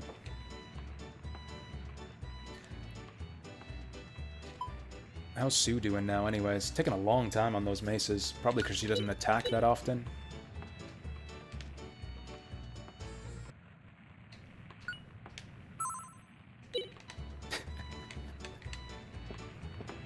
Stats are decent, but skills pay the bills. That's good. I'm gonna remember that. See, if I were the one, if I were the one writing those hint boxes, or those tips and tricks at the save points, that would be my hint. Oh, look, Justin, how cute! I'd like to have one of these. What is it? Sue, don't go around touching stuff. Fina might get mad at you. These are, panties? Fina's panties taken! Da-da-da-da! This is the Three Garlisle Sergeants theme song. Pitch shifted and with the main melody taken out. Oh, Justin and Sue, you've come to visit! Yeah, visit and do other things. I'm so glad you came, and so soon, too! Huh? What? I mean, it's just that, well, Sue? Hi, Fina. Justin, what have you got in your hand? Oh, Justin, what are you doing? Those are mine! You know, are they? Like, if you look at especially the full artwork of Fina, or even, like, her sprite here, there's no way that she fits, like, those giant cotton underwear. Those granny panties under that, like, loincloth that she's got on there. There's no way that she actually wears those. Ah, Fina's panties were taken. It's fine. We'll get him back. We'll get him back someday. Oh dear, I don't usually leave this place. It's in such a mess. Oh, that's right. That's right. It's your fault, Fina. It's your fault for leaving him out. You should be embarrassed. Oh, Justin's embarrassed now, too. No, it's fine, Fina, really. Tell her the truth. Sue was the one who took them, and I was just putting them back for you. What's wrong with you two? You're both blushing. I was just showing him something. That's all. Well, hey. Oh, hungry. Yeah, I could go for some eat right now. Mmm, delicious. Oh, she cooks too? I'm actually in love now. Ooh, mint tea! Oh, she makes mint tea too! Oh no, she's meeting all of my standards.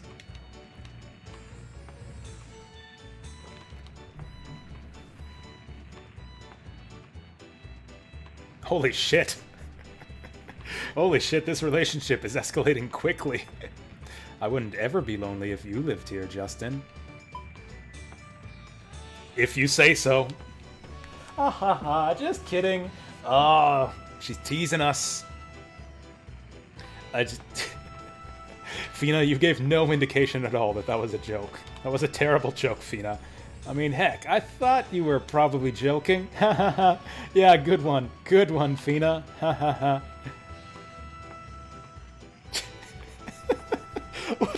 I liked your answer. It's like, I was just kidding. Or was I? Yes, I was. But I liked that you thought I wasn't.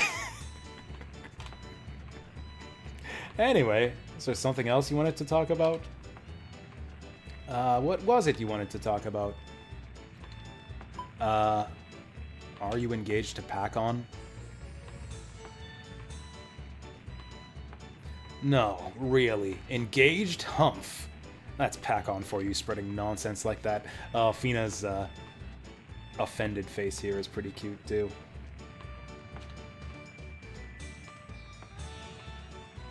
Yeah, alright. So she's single. And that's why she came here right away, is because she didn't want to run into Pac-On.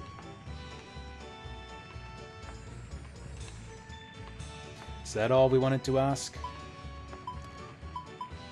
Why don't you go on adventures with us?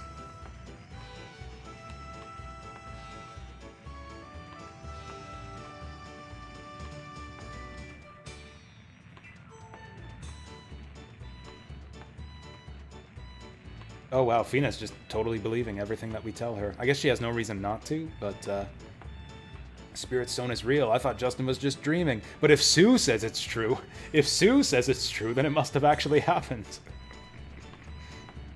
Now, I don't remember Justin actually telling her about, Liete and the vision of Alent and everything. So that must have been, like, at the start, when they did that Fade to Black, when they were telling Fina about their adventures so far.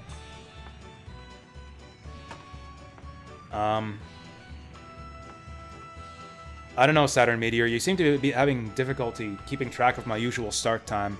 2 hours ago is my usual start time. The stream is scheduled to start at 2 p.m. this time. It's 4 p.m. right here. But, like, 2 p.m. is my usual start time, so I was actually, like, 20 minutes late. 20 minutes? Yeah, like, 20 minutes late starting the stream today.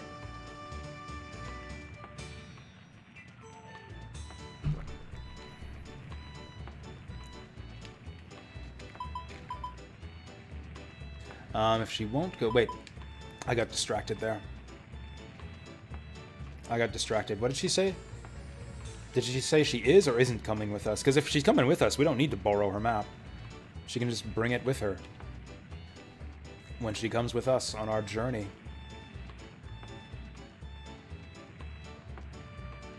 So, there's a lot of similarities between Grandia and the Lunar games, to the point where I had always just kind of assumed that Grandia was like made by the same guys that made Lunar, like, you know, same writers, character designers.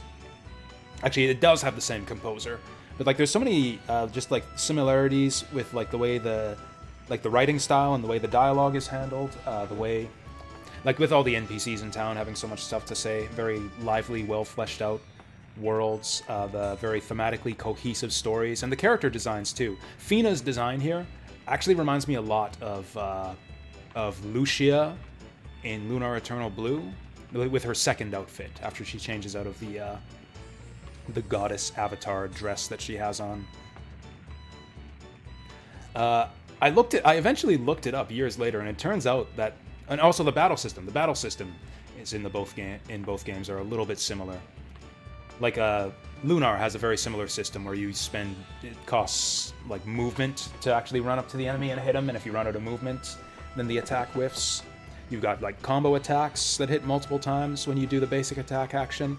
It turns out though, as much as Grandia seems like like the next step in the like the progression of I don't know, it kind of feels like the next step up, like a natural continuation from Lunar, kind of like I thought that Wild Arms was like the next evolution of the Lufia RPG, that Grandia was kind of the next evolution of a lot of the concepts that were set up in Lunar. It turns out, I looked up the staff, like the credits on both games, almost none of the same staff worked on Grandia as Lunar. Like almost everybody who worked on Grandia is different from all of the people who worked on Lunar.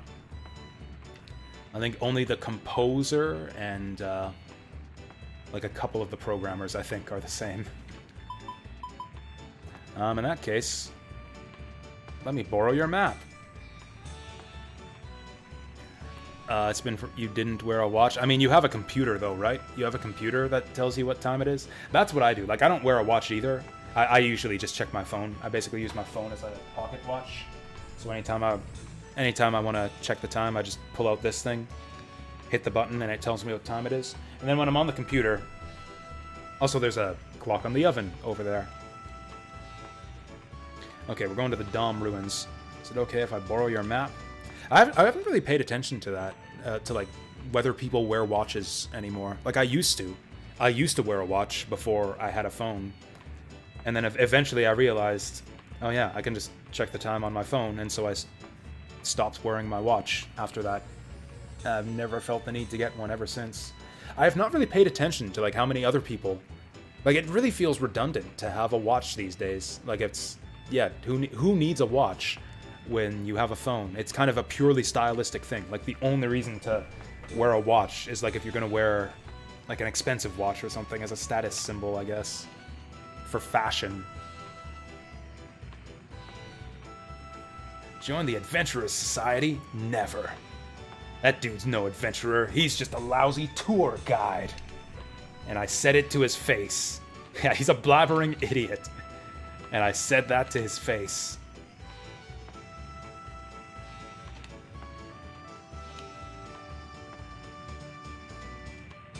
Oh damn, the rules say, oh well, if the Adventurer Society rules say that you can't do it, then I guess you gotta listen to the Adventurer Society rules. Since you are Pacon's servant, a yup. I'm so disappointed in you, Fina. You've sold out to the man. Now, since Fina is the Adventurer Society #1 adventurer, she probably does have financial backing from them to like actually go on her adventures and probably like book travel and like ships and stuff to go off to these desert islands and such that she's adventuring on. So she actually probably does rely on the Adventurers Society's support to like do the adventures that she does, which is why she's so reluctant to go against them. It's almost like she's more of a sellout than a real adventurer. Almost like she's a little bit self-conscious about all that.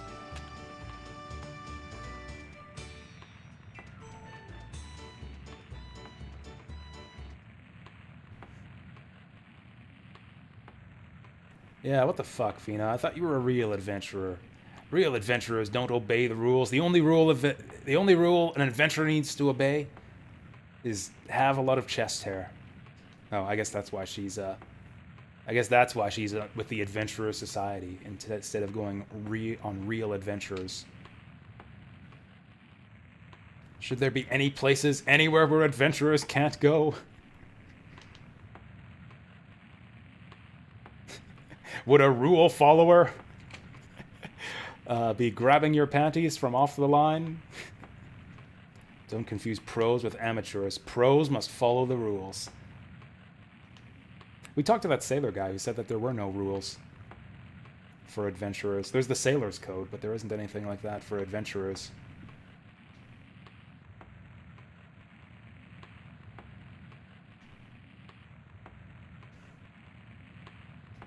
Yeah, you're wrong, Fina. Yeah, stand up.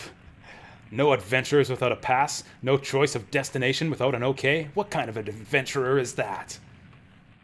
No one decides where the wind blows. Only the wind can determine that. A true adventurer is like the wind, man. I actually like this speech. Oh, why are you so quiet now, Fina? You're not like those nerds in the Adventurous Society, are you, Fina? That's right, give in to peer pressure, Fina. Break all the rules, play hooky with me and Sue. Oh, what's that music? This music is actually happening in the game. Fina, I've come for you, yup, yup, yup. Oh, yup.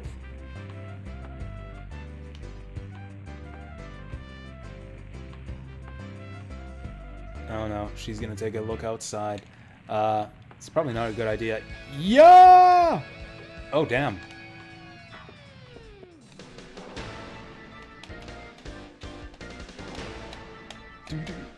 This is probably my second favorite battle music in the game. Huh? Where's Fina? Look over there! Yeah, you're looking in the wrong direction, stupid. Wait, what was that yeah for? Go home, Pack-On. Tonight's the night where our hearts will be united, yup yup. Once you and I are married, Fina, we can wash our underwear together as a couple. Yup, yup, yup. Ha, beat you to that too, Pack-On. I've already touched her underwear. Go wash your own underwear, Pack-On. It's another good line. That's another good line. Go wash your own underwear, nerd. My underwear is for Justin only. She's just being all tsundere for him. Now this is shitty. Now he's just trying to extort her. And if I do that, you can't go on any more adventures, yup yup.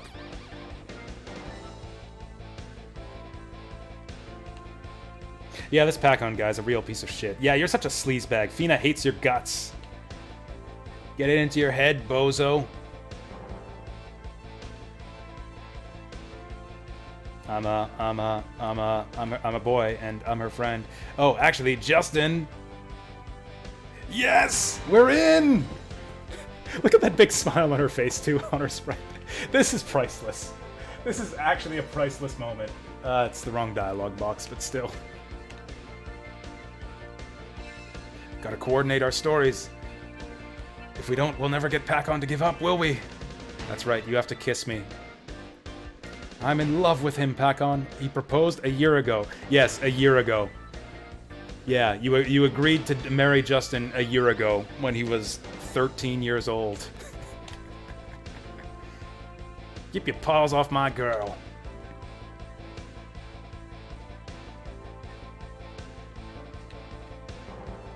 Yeah, that's right, Pack-On. Plenty of fish in the sea. You can marry Miss Milk down at the theater.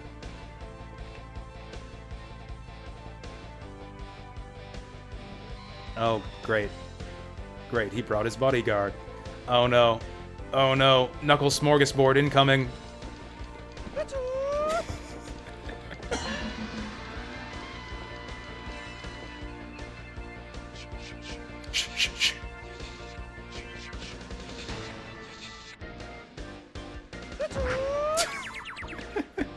His voice is a bit different in the English dub.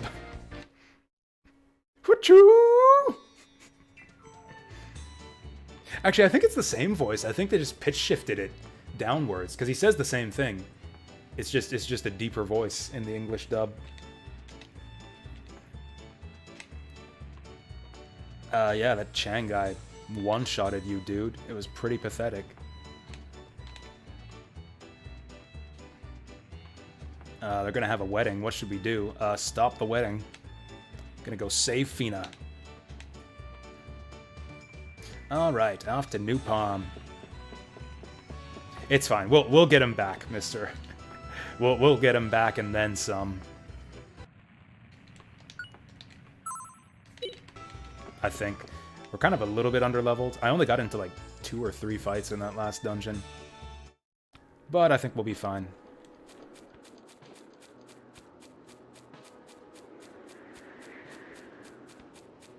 Help, I can't find the exit. Pacon's locked us into Fina's house with some kind of invisible force field.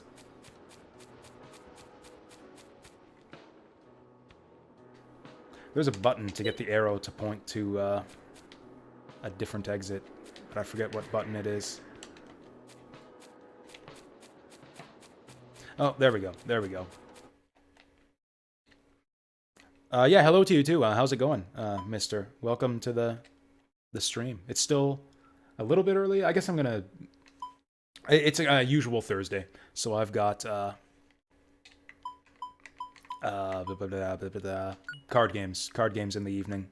So I'm gonna do the usual thing of going to game night in a couple hours, and then coming back to the second half of the stream a few hours after that. This is the wrong town. I picked the wrong town. Oh, can we go back on the boat? We can't go back on the boat. That's fine. We got no business on the boat.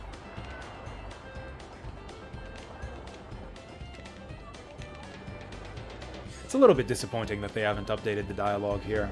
Like, they're still talking about Pacon and the Adventurers Society as if we haven't blown the lid wide open on that scam. The girl is back? Yes. Yes, Sue stowed away on the steamer. Almost got us both thrown overboard, but we both got jobs as deckhands.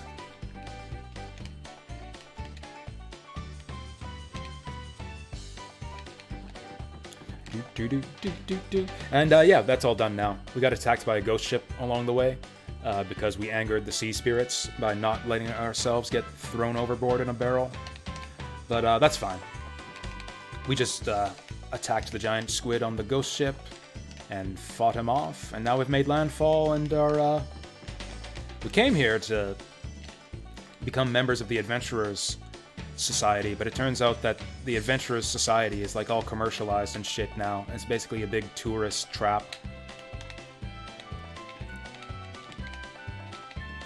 And also, the president of the Adventurers Society is a real douchebag who just kidnapped Fina and is trying to marry her by force, and now we've got to go get her back.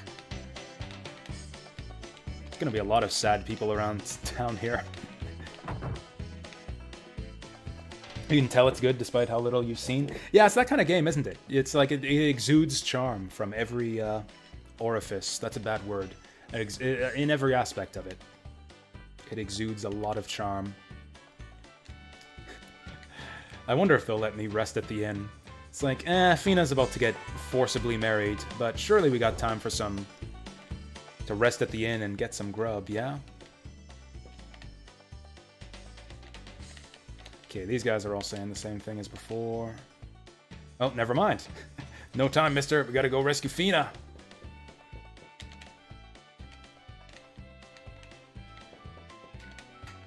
Yep, no time. We're gonna hurry up and rescue Fina, by which I mean, talk to all of these NPCs first. I remember this next dungeon being a little bit larger and more complex than the ones we've seen so far. I mean, a bunch of stuff in this game has ended up being smaller and less complex than I remembered, but we'll see how this next one goes. That's right, ain't no talking to Pac-On supporters here. Seems like the people inside the houses don't have new things to say. We'll just talk to the people in the streets.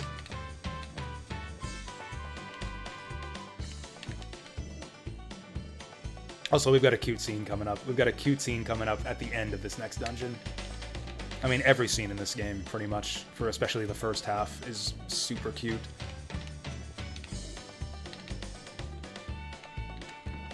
Oh, Fina's such a good girl, too. We gotta rescue her. We gotta save her.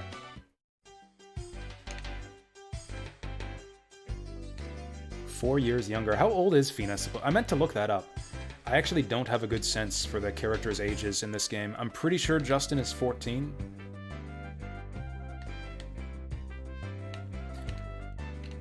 And I think Sue is a fair bit younger than him. Like, she might be 11 at the oldest, but she might actually be more like 8 years old. I don't know. She apparently can't even read, so she might even be younger than that. By the way that they talk about Fina, you would think, because she's like, oh, this seasoned, experienced, #1 adventurer, so you would think Fina's like 20 or something, but I think she's like 15 or 16. Like a year or two older than Justin.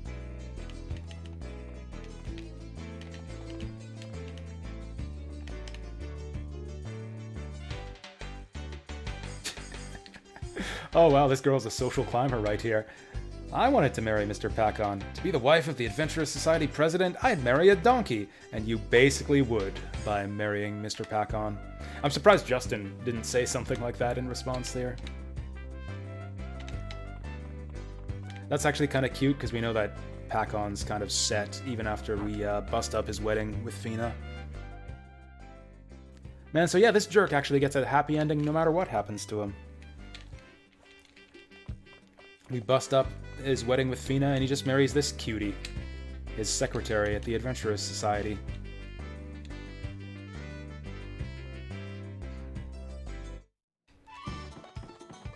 Actually, I wonder what Fina's rival has to say about all this.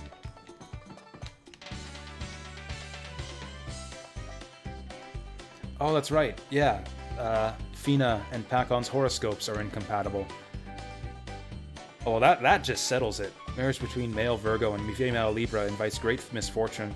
Ah, I see that you're a Final Fantasy Tactics fan as well. This girl here.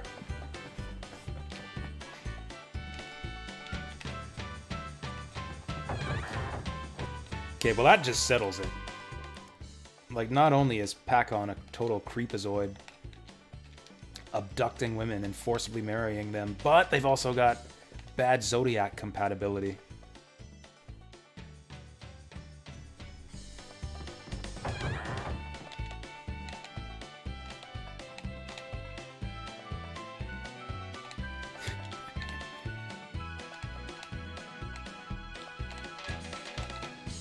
Man, no, nobody ever listens to Justin. He's like the only guy who ever knows what's going on. Just shout it through the streets, this wedding is a sham, Fina's being abducted. Nobody listens to him. It's a town full of, like, stoners and party animals. It's just like, who gives a shit if the bride's being abducted? Any excuse for a party.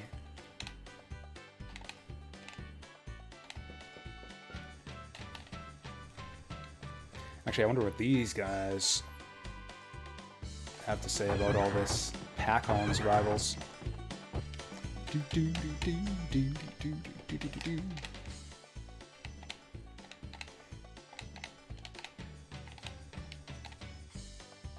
Honestly, this is what I would think. Like, Fina's a lot stronger than Justin and Sue. She should be able to rescue herself.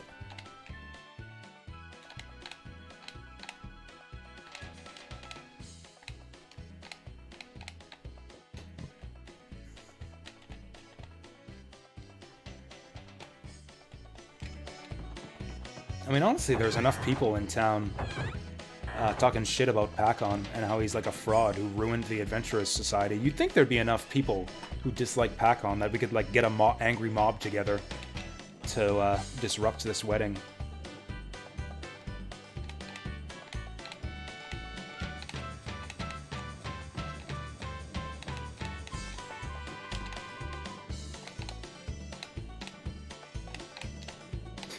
That's right, Fina shouldn't be going on any honeymoons, she should be going on adventures with me! That just makes Justin sound like petty and jealous.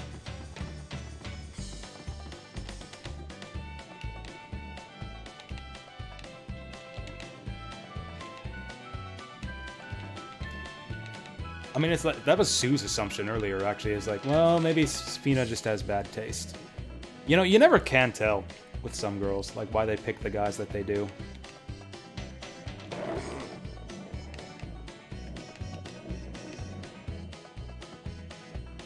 Some women just got lousy taste like that.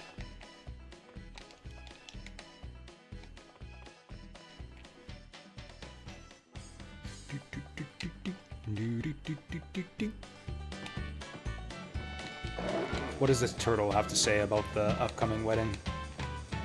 He's just drinking water. Drinking water. Ain't got time for cute turtles drinking water.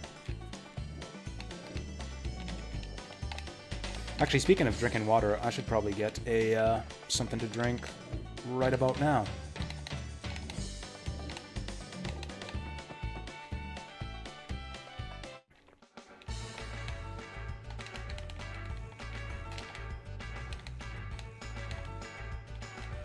Okay, looks like all these people are saying the same thing.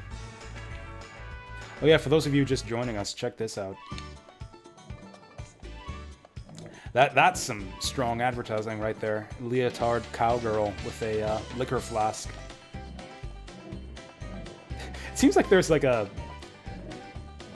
poster of a sexy girl outside of every bar in the world so far. There was one outside the bar in Old Parm too.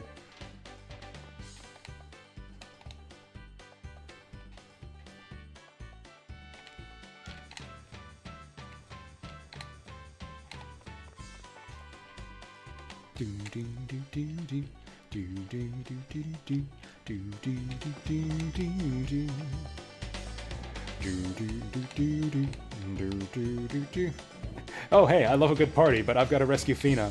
How about we rescue Fina, call off the wedding, and then have a party anyways?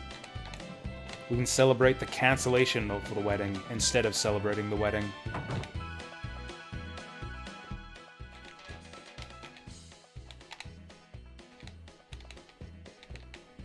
Or even better, we can kill Pakon, have Pakon's funeral instead of the wedding, and then party for that instead.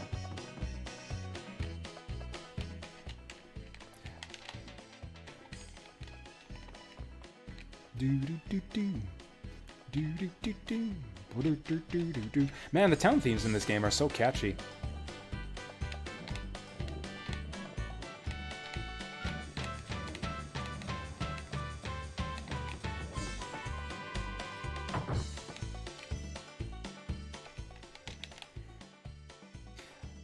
Oh yeah, that's right. Good idea, Sue. Let's go to the police.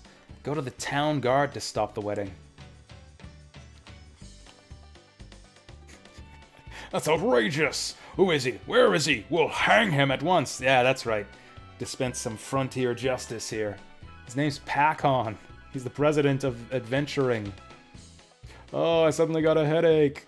I can't see or hear anything. The society pays our salary. Ah, Pakon's got the police in his pocket. This is like some Gotham City bullshit right here.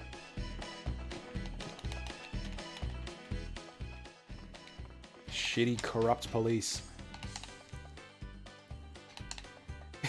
It's a rumor. It's false. It's a stinking lie. That's right. Fina would never marry a clown. She's gonna marry Justin instead. The much more suave and fashionable Justin with the giant goggles on his head and Oliver Twist cap. Okay, I think that's about it. That's not about it. We got one more house. One more house to visit. Okay, these bitches are still going about that. What was it? The samba. Samba. Am I talking about myself? Yes. I don't know. Should I try Justin cosplay one of these days? Do you think I could pull it off? Probably not. My hair is the wrong color, and I don't have enough of it, and my face isn't as youthful. And I certainly can't imitate the smile.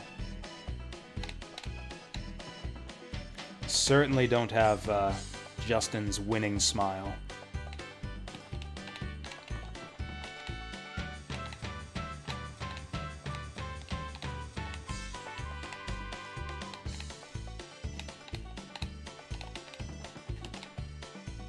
Oh, everyone's lining up to celebrate the big day. Let's see me try with a smile. I mean, Justin's got a few smiles, actually. There's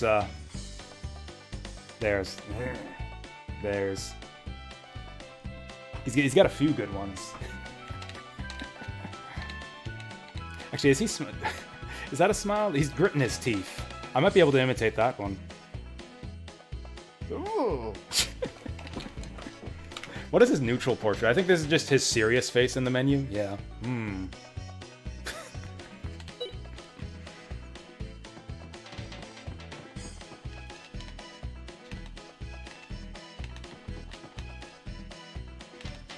Oh, we will get to see Fina in a wedding dress. Maybe this wedding thing isn't such a bad idea after all. Secret passages in the storeroom, but it's risky. Hey, the passage is open. And it plays the boss music in this dungeon for some reason. It's so weird. Like, it loops a little bit differently, but yeah, they play the boss music for this dungeon. Whoa!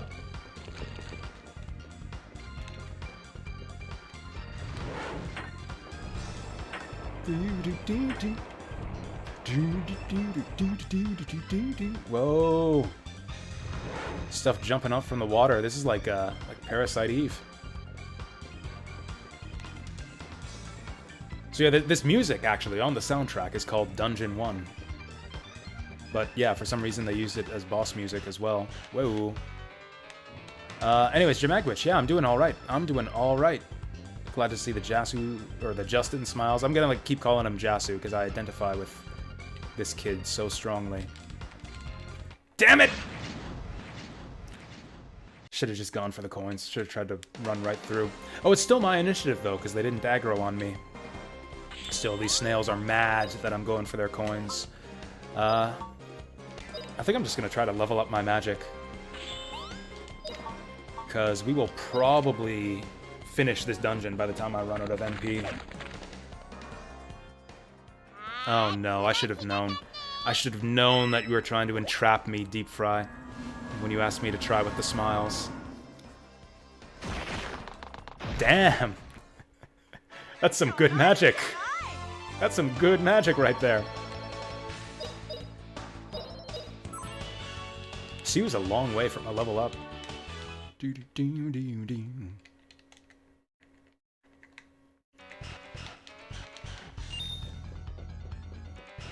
Anyways, how you guys doing, Mr. Deep Fry, Jamagwitch?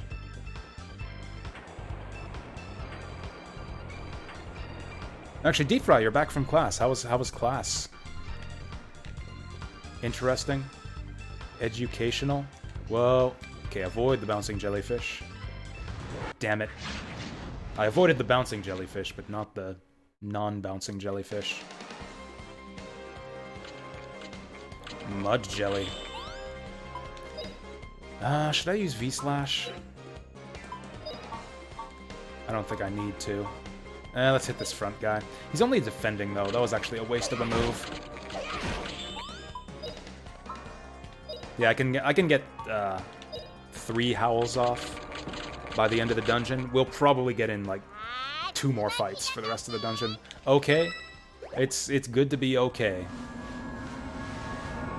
Heard back about a job you wanted. Nice! Phone interview. That's great news. Great news. What's the job, if you don't mind saying?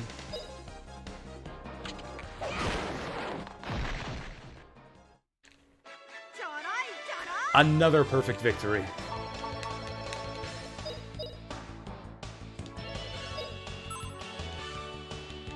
We've leveled up like 3 times in this whole game, and we're still getting perfect victories.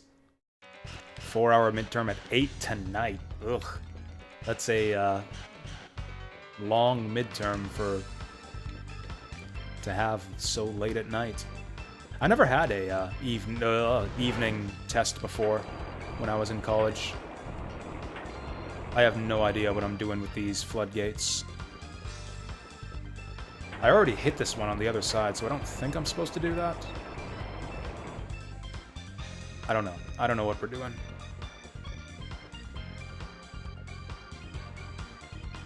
Oh, okay, okay. I see coins down there. I see coins down there, so we're gonna want to drain this pool. Whoa!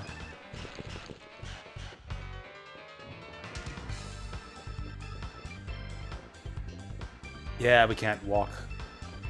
Can't walk under the water. Gotta find another floodgate. Oh, maybe this will do it. Maybe this is the one. Technical designer in the signs industry. Oh, yeah. It's easier and... Oh, completely remote. That's always nice. God damn it. I think we're about to get ambushed. Oh no, we came out alright. I really wish that Sue would get the first turn. We'll go for this guy since the other guy's just defending. Well, that's our third howl. We've only got one more after this.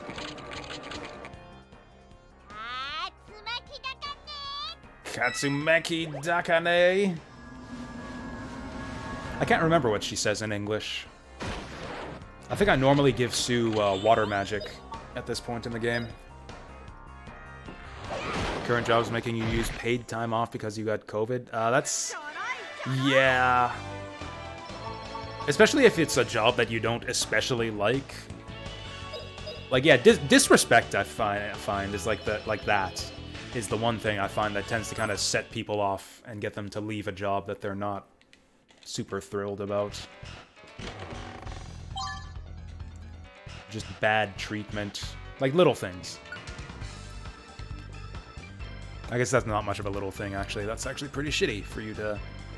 them to fuck with your paid time off.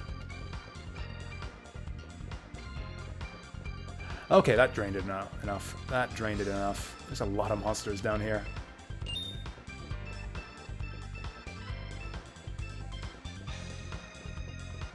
Should I be able to get down here? I thought I saw stuff. Whoa! I thought I saw stuff under these waters, too. Yeah, we got a gold bag down there, too. Is this a puzzle? Do I have to hit more switches? Ah, shit! It's just a bunch of slimes. Slimes aren't that tough. Oh, that sucks, though. Oh, dear. So he's going for Justin, going for Justin, going to divide. Oh no, they're multiplying. I might as well just have Justin defend, or maybe even evade. Yeah, let's just have him move back here. I doubt the slimes can move far enough to get to him. Oh, and now the slimes got to move around a bunch, so I probably can't group them all up for one big howl. We'll try, though. These slimes can actually move a lot farther than I thought they could. A lot of little stuff adding up. Yeah. Oh, we only got 2 of them. Yeah, that's really shitty. Well, we'll kill these 2. Or not. Nice going, Justin. You hit the wrong fucking target. Oh, we're gonna take some damage. We're gonna take some damage, and he's dividing again. Okay. Let's go for this guy. Maybe we can one-shot him if we get lucky.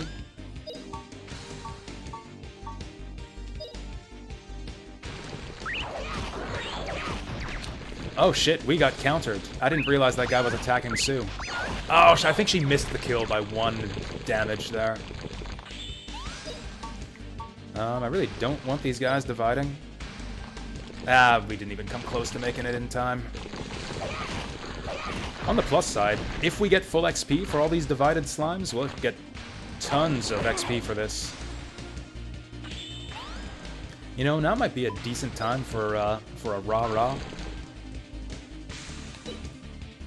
I'm actually gonna do it. Let's do a rah-rah.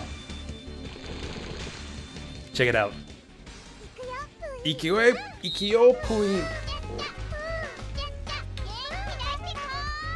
I was looking for this animation online. I wanted to use this for one of my, like, donation or resub animations or something, but I couldn't find a clean version of it online, so I think I'll have to rip it myself if I want to use that.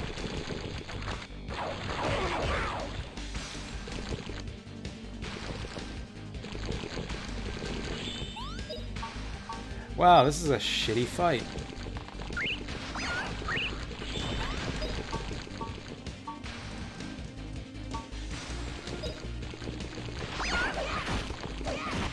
And he just barely misses the kill again. Alright, this should get him.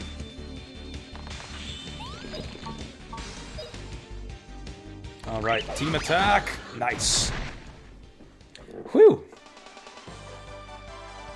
Okay, I would love to not get into any more fights for the rest of this dungeon. Oh, I don't think those divided slimes did count for XP. We didn't get that much for that. Anyways, I'm happy to hear you rant, Jamagwitch. It's cool that something's working out for you after all of that. I mean, it would suck to be, you know, stuck at your current job and unable to leave with, like, no prospects or whatever. So yeah, that's great that you're able to, or no, you know, that you have a shot to move on so quickly. Ah! No more slimes. Shit. Oh, they're bouncing slimes. The movement patterns for the enemies in the field in this game are so weird. It's like sometimes they'll come right for you. Sometimes they'll, like, circle around in a preset pattern. Like, it's tough to predict them. Oh, this is the exit, but I don't want to go for the exit just yet. I want to get that underwater treasure. We gotta manipulate more floodgates. I was wrong about this dungeon being longer and more complex than the others. It's actually really short. It's just this one puzzle. This one puzzle can drag it out a bit if you mess up the floodgates on your first pass. Yeah, move along.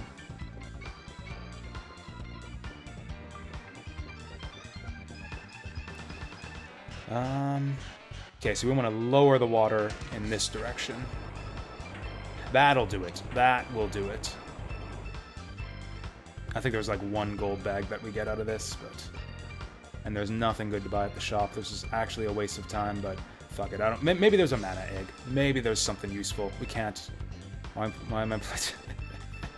Hi, Fred. Hi, Fred. I literally don't think you could name a single game that's better than this one.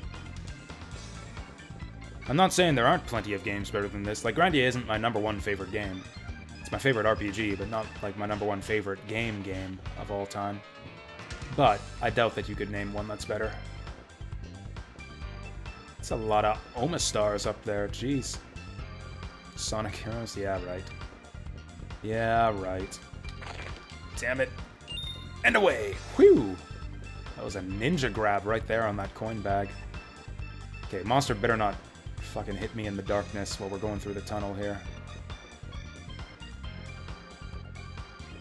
Got that treasure already. Oh man, we've like drained this whole place. Oh, what do you know? What do you know? It's a mana egg. The most valuable possible treasure. Oh wow, Zap bracking you up with the smug sipping Nanamis there.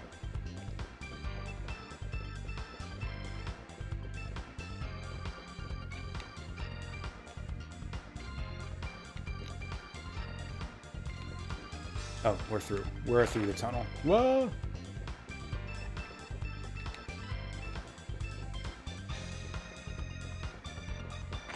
I mean, super good. Like, best of luck to you, Jamagwitch. I'm sure you'll nail whatever interview. I mean, I know that's not always necessarily enough.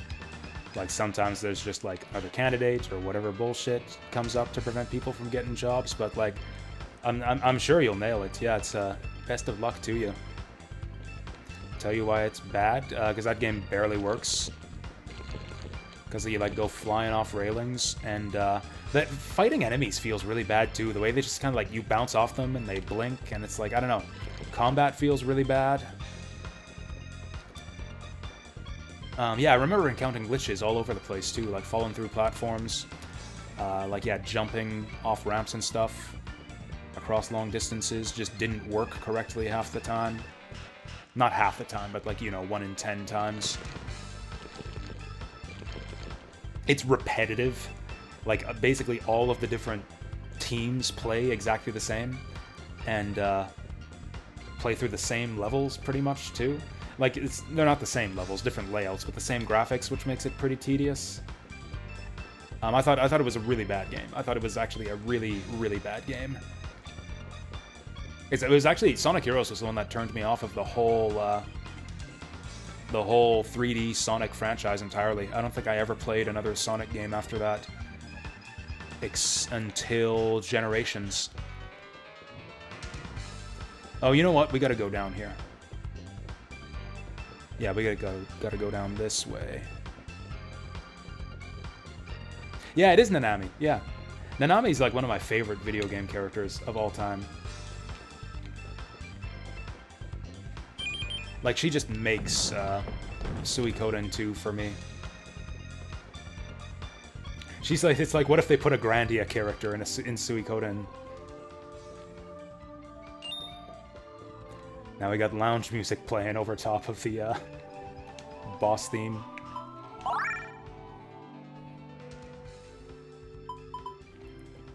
Trying to hear that organ music. I don't recognize that. I don't know. It's tough to make out.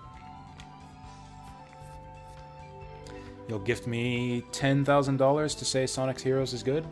Go for it. If that's how you want to spend your money, have at it.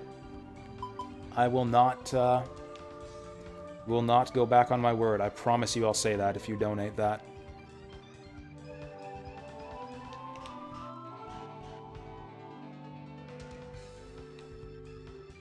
That's actually good advice. Oh, it reduces your odds of receiving damage or poisons, too. Now, it says it reduces damage by 1/3. I think that might be mistranslated.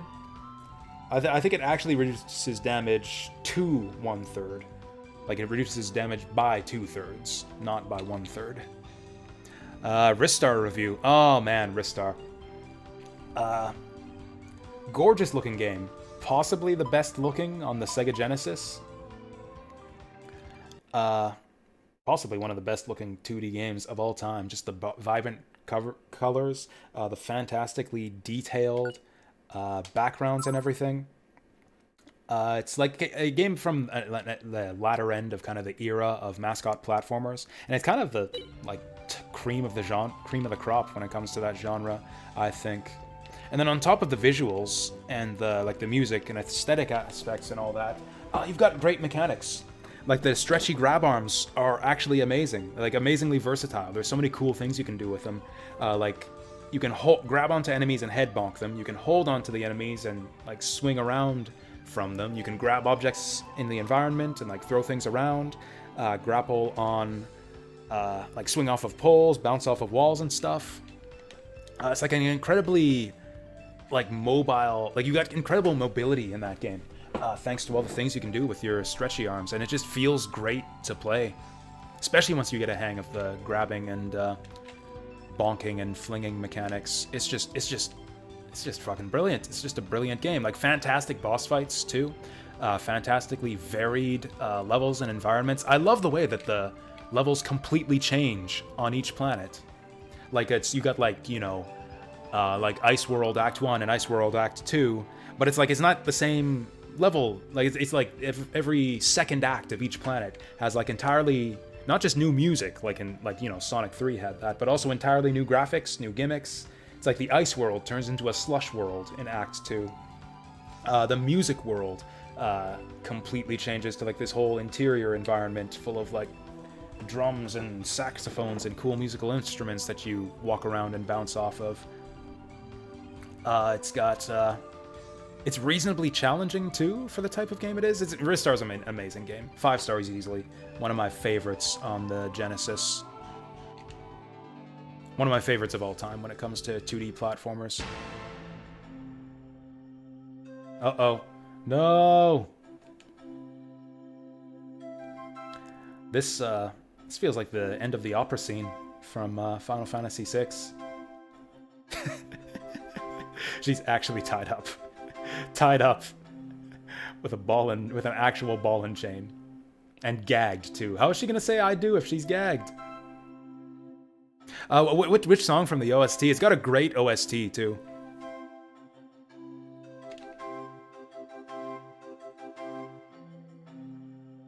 For me, I think my favorite song from the Ristar OST is the music that plays when you clear a world, and like Ristar flings off into the stars and is like flying through space. And then he says, "Come on," at the end as he lands on the new world. Oh yeah, you betcha. Yup. Oh yeah, she's got a unique portrait for this scene too. If anyone objects to this wedding, let them speak now or forever hold their peace. What's going on here, Father? This isn't right. And now the groom might... No! I mean, how's he gonna do that if she's gagged? What, he's gonna kiss the gag? That's a lovely veil she's got on.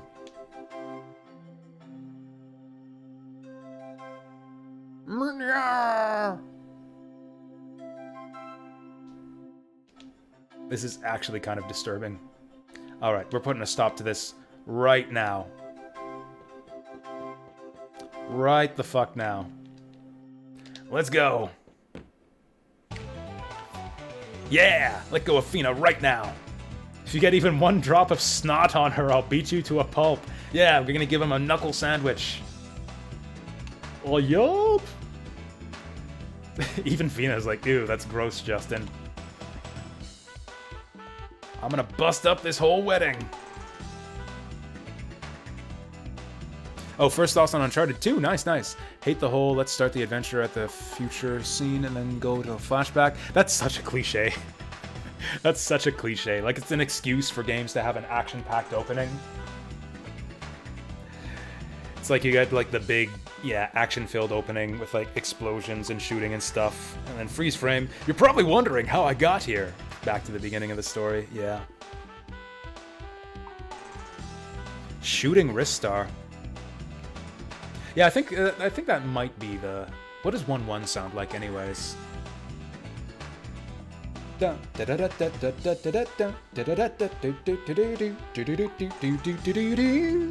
that one.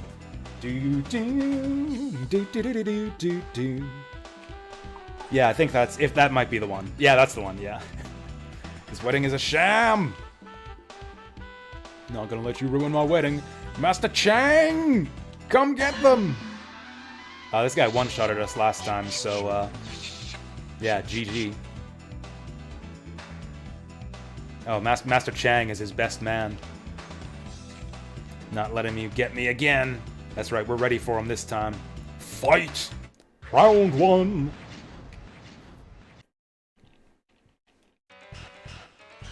Alright, we're fighting in the church. Oh, someone was nice enough to clear away all the benches.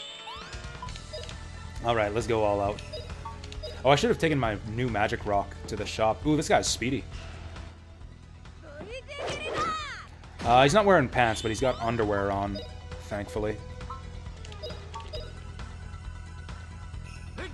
I should be using critical hits on him, but I kind of want to level up my magic skills. My skills and my magic. Now, this guy had funny voice acting in the English version. I'm wondering if it's any different in Japanese. He's attacking me. Should I go for this?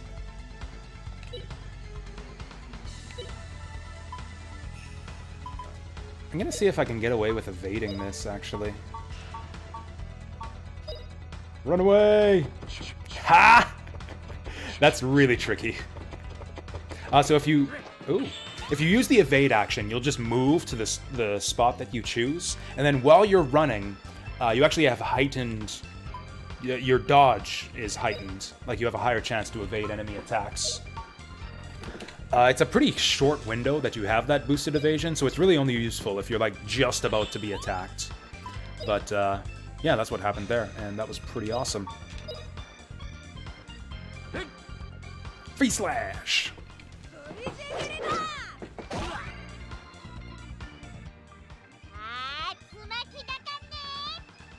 This guy looks like he's, like, bowing down to me already. I am not worthy! Now he's bowing to Sue. Oh my. Can we get this guy? Spin kick. This could be painful. I'm gonna go for the crit. Nice! Let's do another one. I don't know if Sue's gonna make this in time. Her crit animation is pretty slow. I'm gonna go for it anyways. Fuck him up! Oh, nice. We didn't get the cancel, but... Oh, actually, yeah, we did. Actually, we did cancel him. I think she hit him mid-animation, and that canceled it. Let's go critical again, since he's out of SP. He's gonna make it before Sue. We're gonna take a hit. Justin's getting comboed. Now, I won't be able to rah-rah if I use the Puffy Kick, but I think Puffy Kick's the way to go here. I was hoping we'd get him mid-animation. We're not going to get the counter hit here.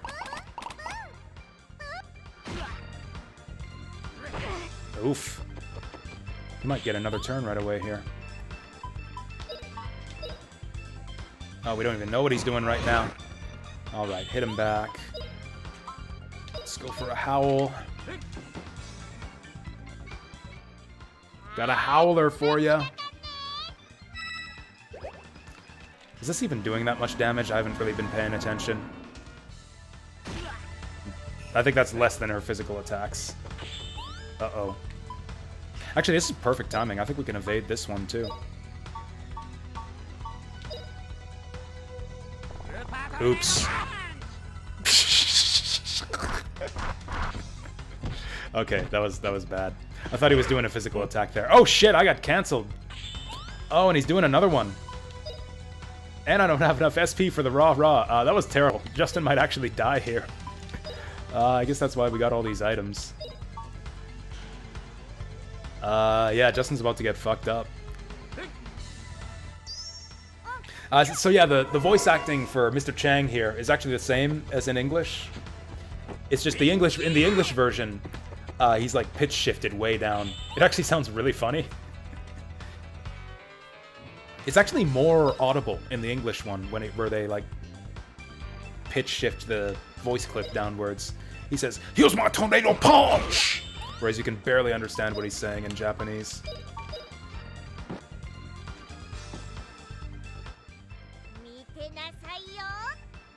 That's right, mite nasayo this.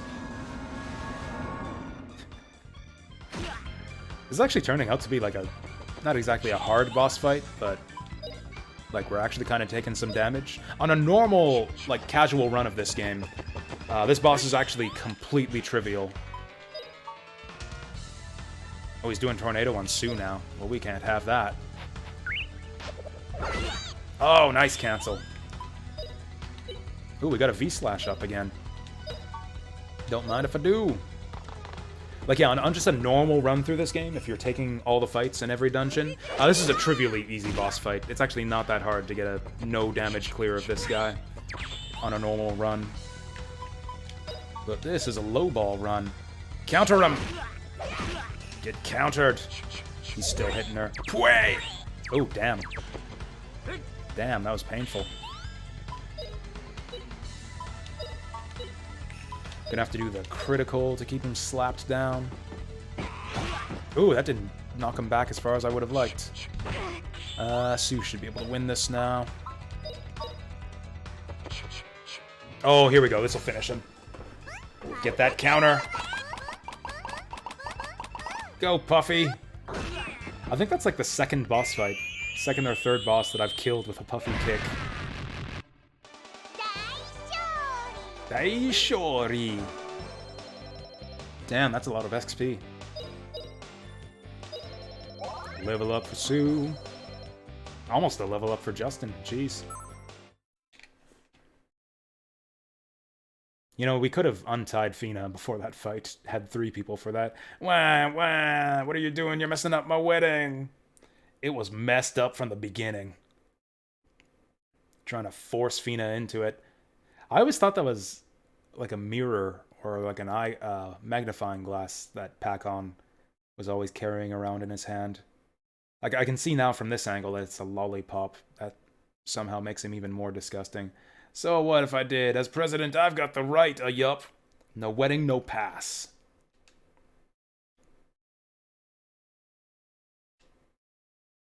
Come on, Fina, let's get going. Fina! She can't do it. She knows if she gives up the pass, she'll never have another adventure. Yeah, that's bullshit.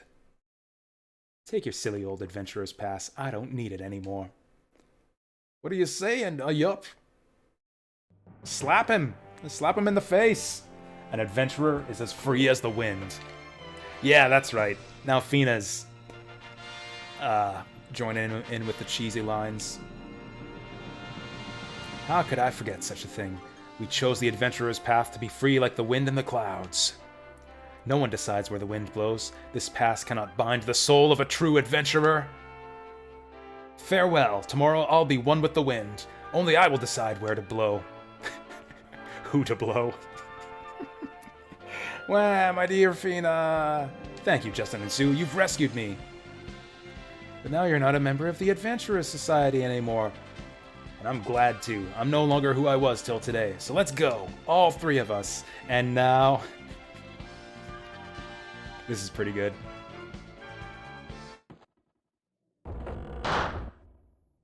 Eek! Huh? What the?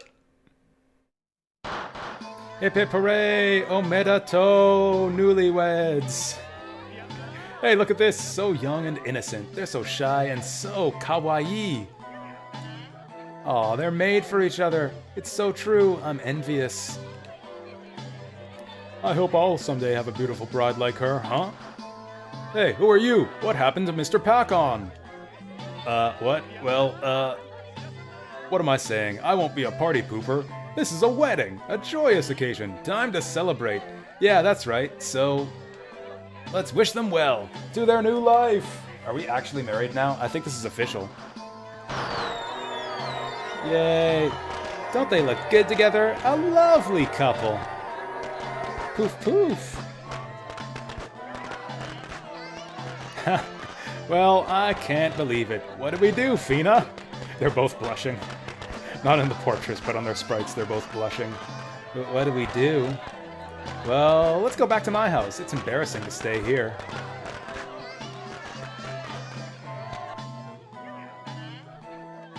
Cute scene. Man, this relationship escalated quickly. It's like the second time... It's like, first she's like, you're just a kid. Go back to your cabin. And then she's like, okay, we can do a ghost ship together. Then she's like, okay, you can have a high five.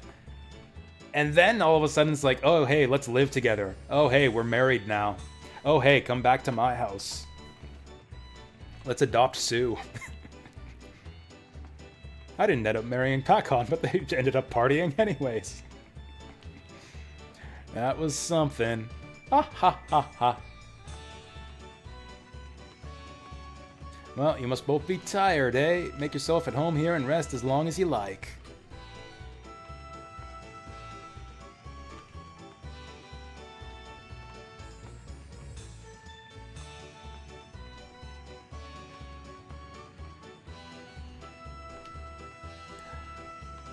Wow, she's really attached to this dingy little tent here.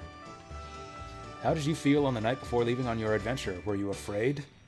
Huh? Why would I be afraid? That's right, Justin's too stupid to be afraid. It's actually kind of a lie. Like, if you remember the scene when he was like setting out on his, or I guess it depends on what you consider to be his first adventure. But like when he was setting out on the steamship, he would like had his speech where he was like full of doubts. Maybe I'm not cool like Dad. Maybe I'm not cut out for this. Maybe it won't turn out well. I don't know if I'm ready for what's in store for me. But he hammers his portrait up on the wall and goes out anyways.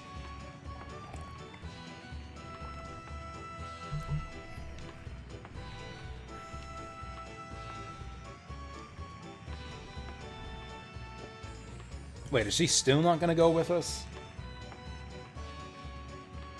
Wait, she's still not going with us? I mean, I guess it's like the old man said, an adventurer walks alone. Wah ha ha ha. Sue's sleeping animation is adorable.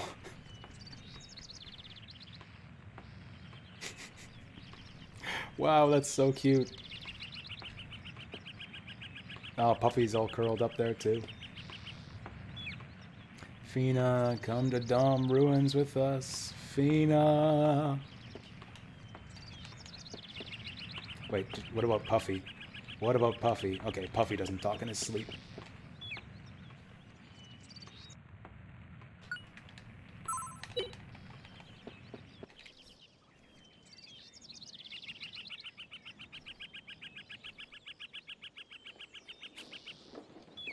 Oh, now that if Fina's joining the party, we can ride her turtle. Or her, what was it? Turt camel. What a beautiful morning.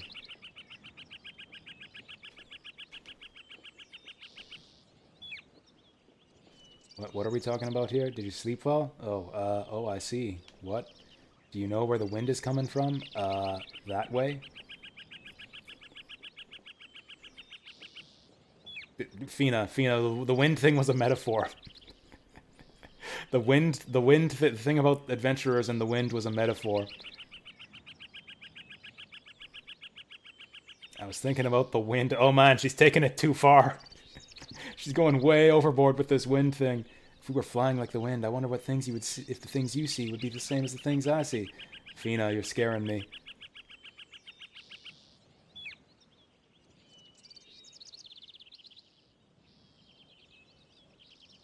Kaze Daisuke.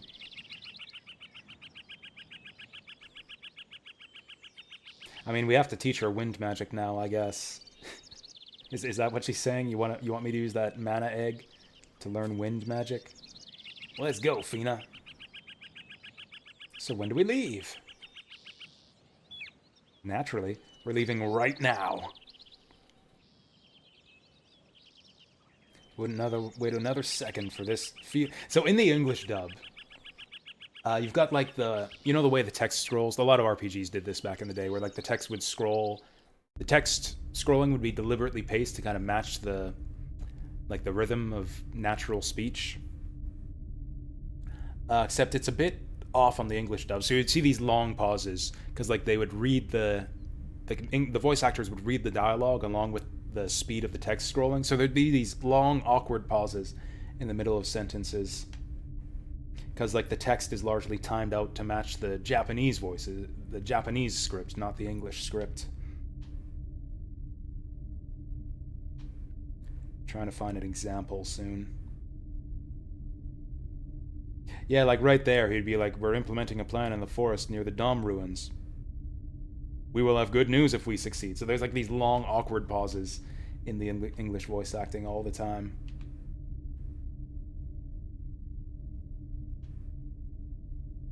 That feels like kind of a pointless scene. I guess the whole point of that scene is that, okay, Garlisle's going to be in the Dom ruins. So, don't be surprised when you see them there. Oh, we gotta go to the Wrangle Mountains. So this was the dungeon that you get on that was on the demo disc for Grandia, was the Wrangle Mountains. Alright, we're going to the Dom ruins, although we're not actually doing that yet. First, we gotta buy some gear for Fina. Oh yeah, we got an extra paring knife to sell too. Also, I gotta get our whip out of the stash. Also, we gotta learn magic.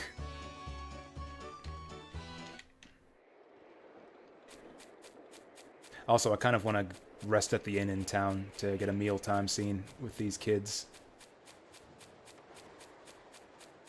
Now that the gang's all together, this is going to be our adventuring party for a long time. We actually won't get another party member for quite a while. Also, I kind of want to talk to all the townspeople again. Kind of had our share of dungeoning for a while now. Let's talk to a bunch of townspeople for a while. Every conversation with that guy ends the same way. Oh, and now that we've put Pac-On in his place, everybody's gonna pretend that they hated him all along. Okay, this guy's hanging on to the bitter end. It's like, yeah, Pac-On's rich. That means that he can do anything he wants, including forcibly marrying women. Also, won't everyone in town think that Fina's married to Justin?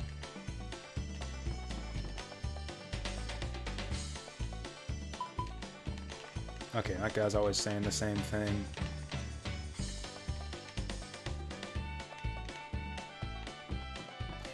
Alright, let's go... Actually, let's go to the stash first.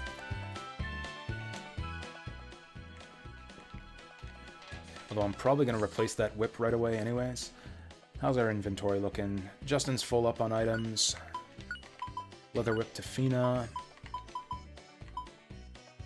I don't know why I have this wound salve stashed.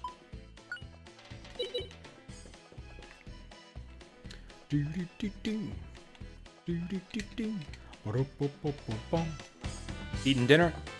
Yeah, that's cool. We'll catch you later, Jamagwitch. I'm actually going to be leaving for game night in like an hour. But I'll be back online like a few hours from then.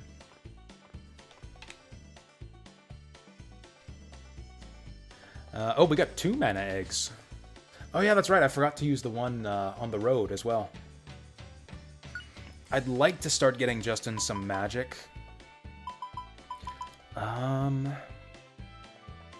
Now, earth magic isn't very useful for him. Then again, magic in general isn't very useful for him, since he prefers physical attacks.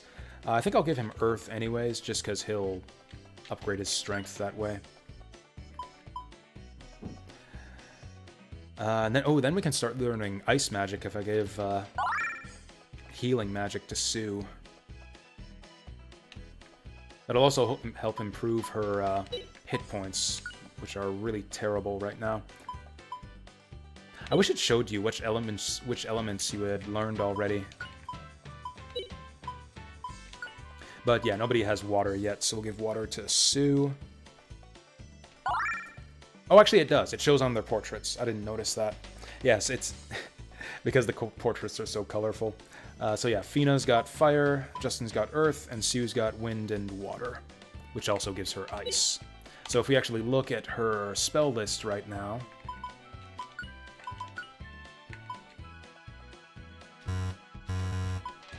Oh, you can actually use spells in the field. I forgot about that. Okay, so you go to magic to like actually cast your spells from the menu, and then moves to see how you level them up. Yeah, so you see we'll learn a new spell. We'll learn our first snow spell if I level wind to 3 and water to 2. So, yeah, we'll do that. Now, Fina is still working on knives. Justin has actually got all the sword levels he needs. Fina's still working on maces.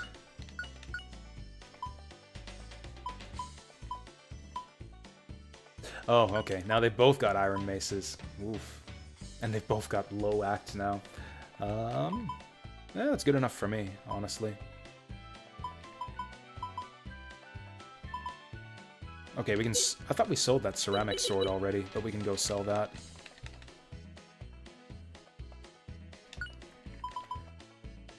I think we can... I think Fina can use that shell shield. Oh yeah, Fina had the ceramic sword. That's why we weren't able to sell it. Also, she has a paring knife equipped already, so we can sell that. Got an extra coal candy. Oh, I think I gave that to Fina by mistake. I thought I was using it on her. Yeah, but I actually just gave it to her. Whoops. I guess that's not a big deal.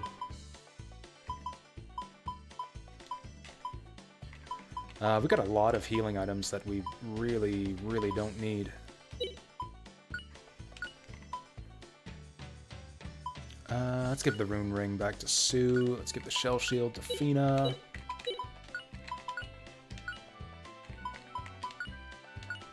And there we go. Now she'll be even more invincible. Ooh, 2 attack. I like that. Do I just want to sell stuff like my wind amulet?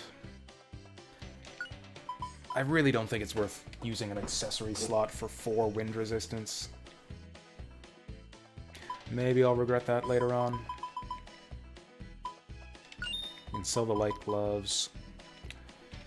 Don't think I really care about poison resistance either. In the long... Or I'll wait until we learn... Once we learn an antidote spell, that'll be basically useless, but for now we'll keep it. I'm gonna sell this wind charm.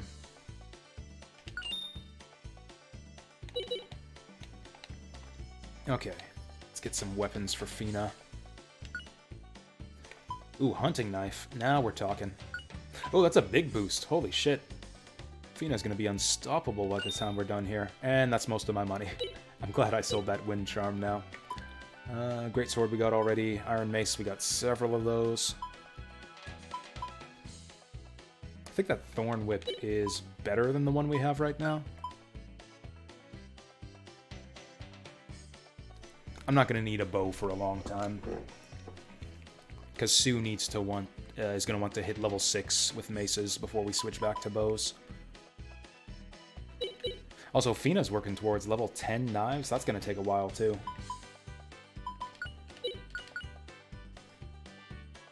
What does item 810? That is how many items they have in their inventory.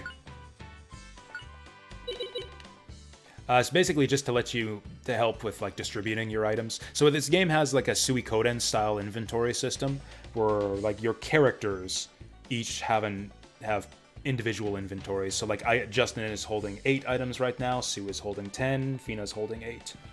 Each character can hold up to 12 items. You can put more items in your stash. I think that extra items that you pick up along the way automatically go to your stash, but I'm not positive on that. I actually think we're good right now. I actually think we have everything we need.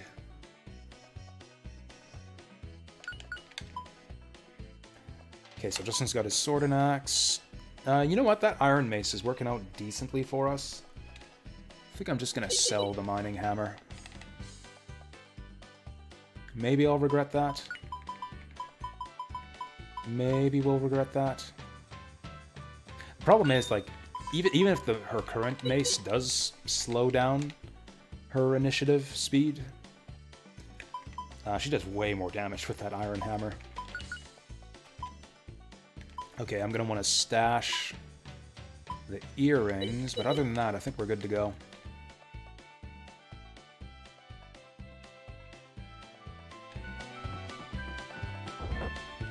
By which I mean I'm gonna rest at the inn to see a mealtime scene. And then we're going to talk to everyone in town, and then we're going to cross the mountains.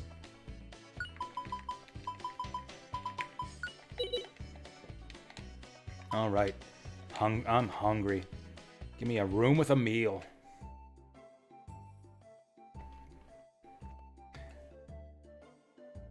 Oh, apparently New Parm's got spicy food. Nice. Fina's eating animation is very similar to Justin's mom's. To Lily's, with just the knife and fork. Yeah, Fina, do you like super spicy food? Oh, she likes it even spicier. Oh, she's my perfect woman. So much hot pepper. You guys are wimps.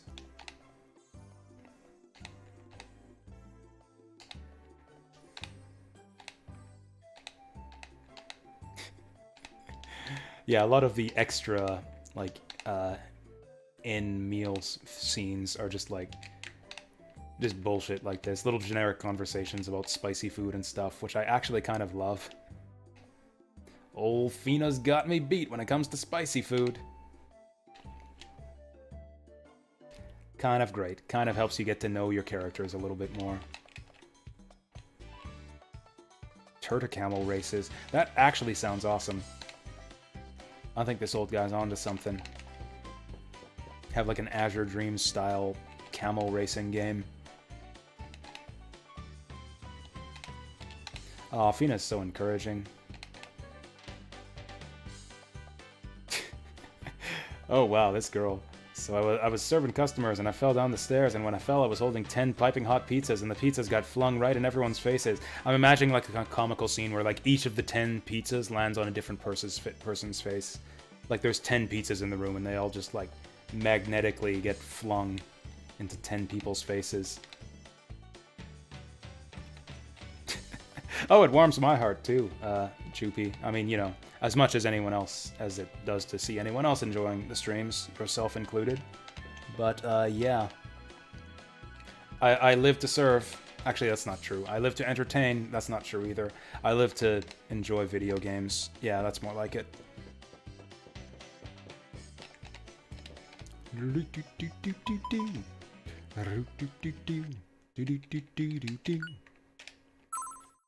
live to eat 10 pizzas? You should order pizzas from this hotel right here. The serving girls will just throw them right in your face, apparently. I'm picturing a new cartoon scene now, where like the waitress is walking down the stairs with 10 pizzas and falls down the stairs, and then just all of the pizzas just get flung magnetically right down Choopy's mouth. Oh, like Kirby, like the Kirby egg eating minigame in Kirby's Adventure. Do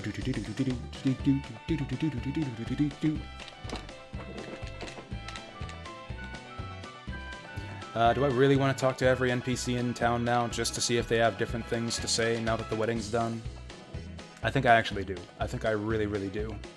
Yeah, we showed that guy who's boss. I wonder if he's hanging out at the Adventurers Society now. Can we actually go talk to Pakon? Now that we murdered his best man in cold blood? Oh, he's gonna be in his office crying, isn't he? Oh man, does this mean that... Is this the end of the Adventurers Society?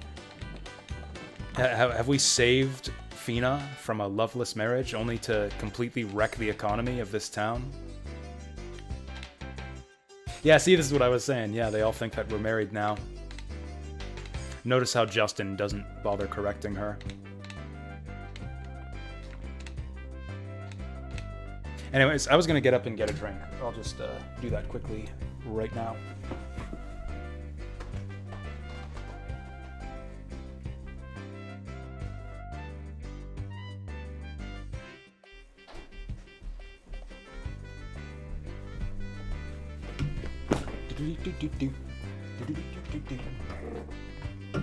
Do people really like that kind of adventurer? Justin asking the big philosophical questions here.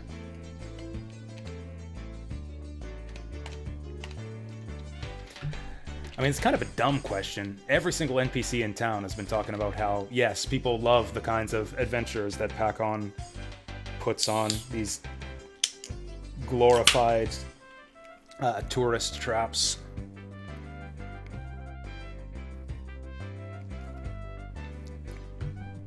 Single-handedly turned around the economy of this town. Mr. Pakon was a great man. Apart from the whole, you know, kidnapping and forcibly marrying women and stuff.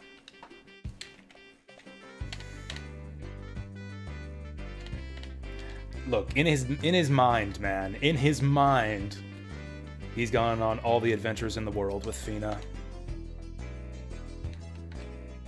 She says that she'd never take an amateur on an adventure with her, but that's actually what she did with Justin. Back on the ghost ship. Oh, nice. Hey, this is the secretary girl's big chance. See, Pakon is gonna live happily ever after.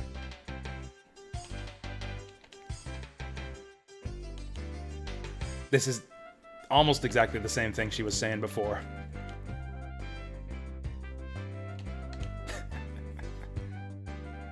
I thought if we married, we could do all of those things and these things. Oh no. Oh no, whatever will I do? Whatever will he do? I mean, I guess he's gonna have to do all those things and these things with someone else then. Oh no. Oh no, Sue, cover your ears. Okay, cool. Just nobody say anything. Just let her mind wander. Nobody tell her.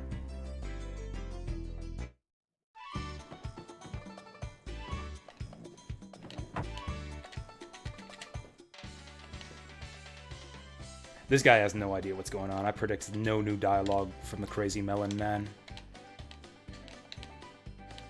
Alright, we're gonna try rock, paper, scissors again.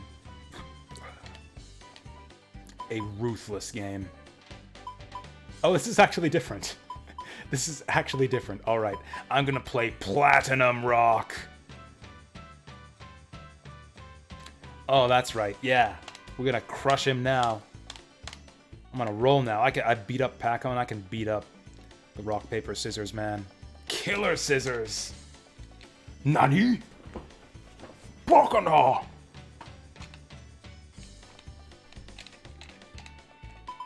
This is so stupid. This is so stupid, and that's it.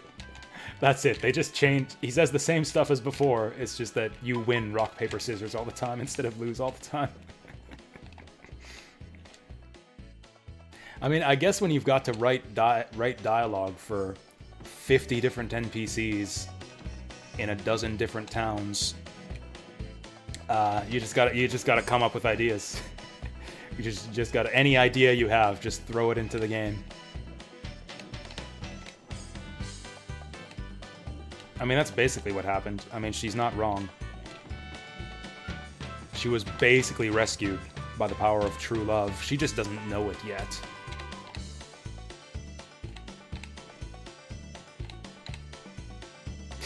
That's funny. That's funny. Her talking about what their kids will be like, because I don't know. I'm not saying that we're gonna get to see the faces of their kids, but you know, stick around and maybe you'll get to see the faces of Justin and Fina's kids. Maybe at the end of the game. Who knows? Anything could happen. Oh no. Oh no. Cool, so this girl's gonna write back home and tell everyone back in Parm that Justin got married.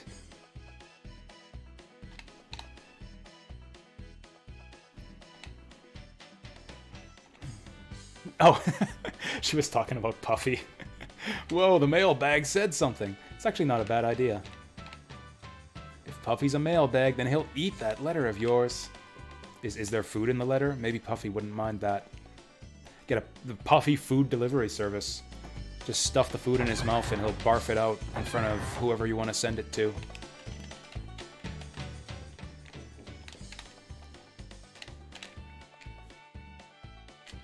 You know, I wasn't going to say anything, but that is pretty embarrassing for Fina to let herself get kidnapped by that idiot Pac-On.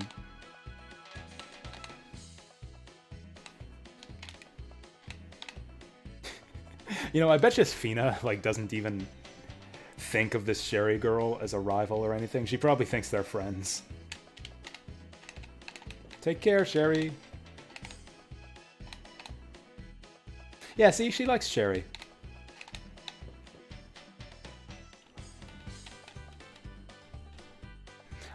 All the townspeople in this game are so nice.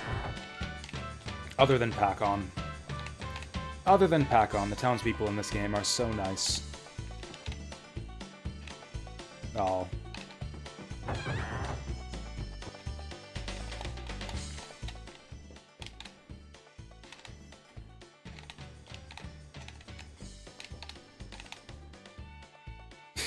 After all this, she's still not angry with him. I think our party member, I think people in this game are a little bit too nice sometimes. I'm not really angry with him for him gagging me and chaining me up and trying to forcibly marry me. I'm not angry. I just wish he wouldn't do that. I'm not mad at him. I just wish he wouldn't do all that stuff. Oh, he wasn't doing it to be mean. He wasn't doing it to be mean. I guess we can forgive him then. He's really a nice guy. I think Pac-On might actually be the biggest scumbag we've met in the whole game so far. Even Mullen. Frickin', like, psychopathic, child-maiming Hair Mullen wasn't as bad as Pac-On. At least he respects women. Which did the wedding battle better? Ooh. That's an excellent question, Zap. Overall, I would give it to Super Mario RPG. It's more of, like, the whole overall set piece is just more interesting in SMRPG with, like, the... like, breaking through the door and, like, finding the wedding items and bringing them up to the altar, getting kissed by the princess, or Bowser and Booster, depending on how that scene plays out, the fight with the cake. It's like a whole package, whereas Grandia, it's kind of just... you jump down from the ceiling and fight the karate man. And then the ending is cute. The ending to the Grandia wedding scene is better than the one in Mario RPG. I think the Grandia one has a more satisfying conclusion where it's like the whole town mistakes Justin for the groom and thinks that they're married. But yeah, as an overall set piece, I think that the Super Mario RPG one is just, I don't know, more memorable, more interesting. That cake fight might be one of the highlights in Super Mario RPG. In a game with many strong highlights when it comes to cool boss fights. I remember I got stuck on that stupid cake when I was a kid, too. I think that was the first fight that I actually had a lot of difficulty with.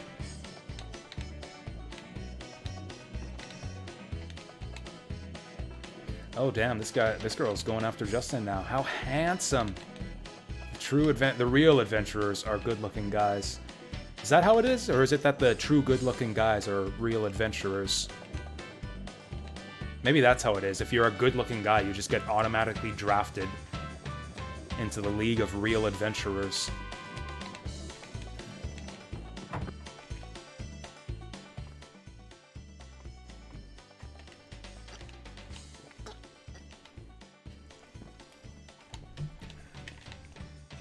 We haven't seen any heavy clams yet. Man, this guy's got all sorts of problems. The adventure in life's tough. He's got bad legs, a bad back, porcupine quills in the knee. Wish I had an imagination like yours. That's a wonderful way, a wonderful euphemistic way of calling someone a liar. I love listening to your stories. I wish I had an imagination like yours.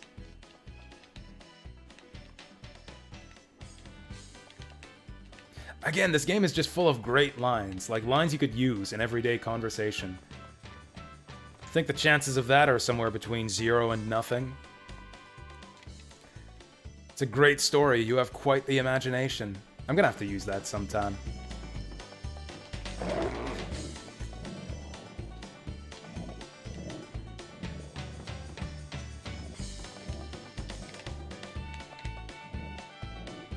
Man, this guy's really pushing this Phantom Mist hard. No thanks, buddy. I prefer my Bubbly Mist right here, myself.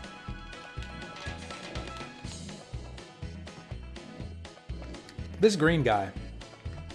This guy in the green outfit here looks like one of the soldiers from Xenogears.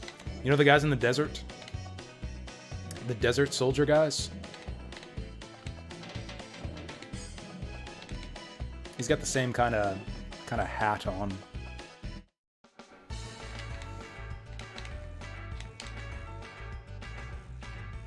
Actually, that's not a bad... It's actually a pretty good point that he's making here.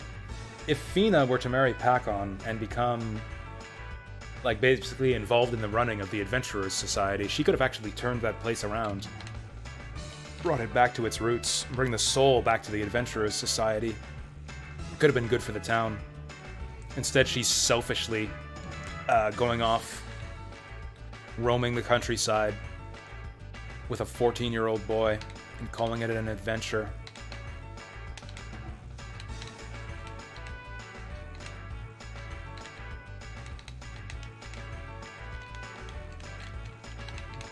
Actually, I wonder if this lady has different things to say. Alright, I'm gonna have to smile. One smile coming up. How about this? Let's have it to go! That's a good line, too.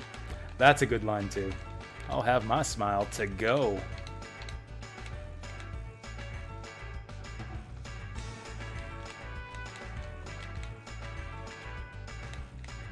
Oh man, Justin and Fina are the talk of the town. That's right, Justin's a bride bandit.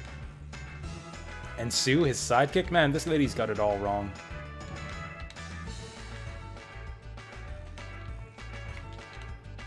Fina really doesn't seem all that upset by everyone thinking that she's married to Justin. She just blushes and smiles anytime they talk about it.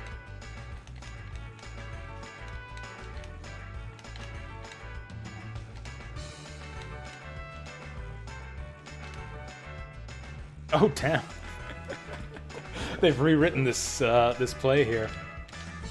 That's actually what she said. Tomorrow I will be like the wind. I will decide who to blow, where to blow, whatever, something like that. Wait, who was listening to that? I like to imagine this actress sitting in the bushes there. It's like, oh, live like the wind to decide where to blow. That's good. I gotta write that down. That was pretty embarrassing. That was a pretty cringe line, Fina. And now it's been immortalized for everyone to hear. 39 million fans. That's almost as many rats as there were aboard that steamship we were on.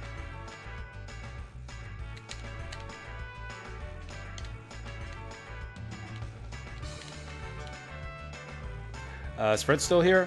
Probably not after I talked shit about Sonic Heroes. I mean, he asked me to. He said, "What don't you like about it?"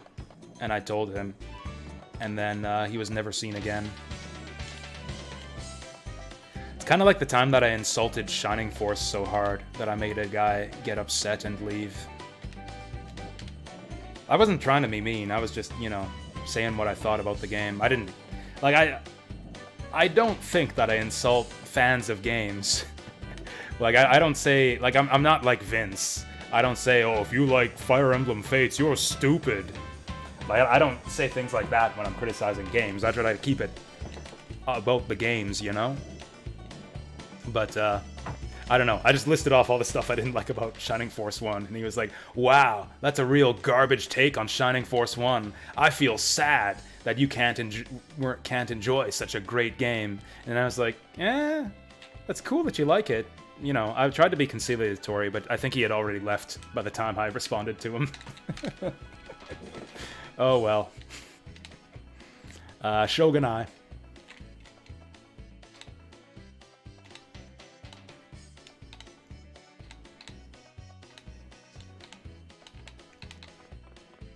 That's actually kind of weird that this old guy mistakes Fina for Justin's mom. They do have the same hair color, too.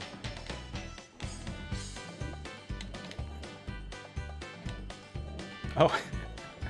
Oh, apparently that body...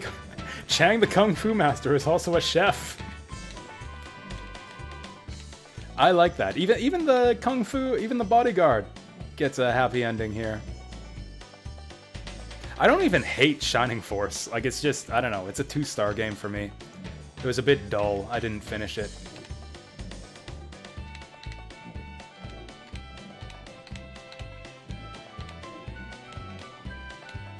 I like the sequels. Like, I like the sequels a lot more. Like, Shining Force 2, I liked a lot. In fact, Shining Force 2 pretty much fixed all of the problems I had with Shining Force 1, with just the kind of crappy map design with tons of narrow choke points where you're just, like, a lot of the time you're trying to just shove your units through a narrow choke point. Comes kind of a slog, kind of a slugfest. Of just, like, 2 units on a bridge fighting it out. The AI in Shining Force 1 was really shitty, with a lot of units that just don't fight back. They just stand there and don't fight back and let you pick them off from a distance. The classes were really imbalanced, I thought, with some of them being really weak.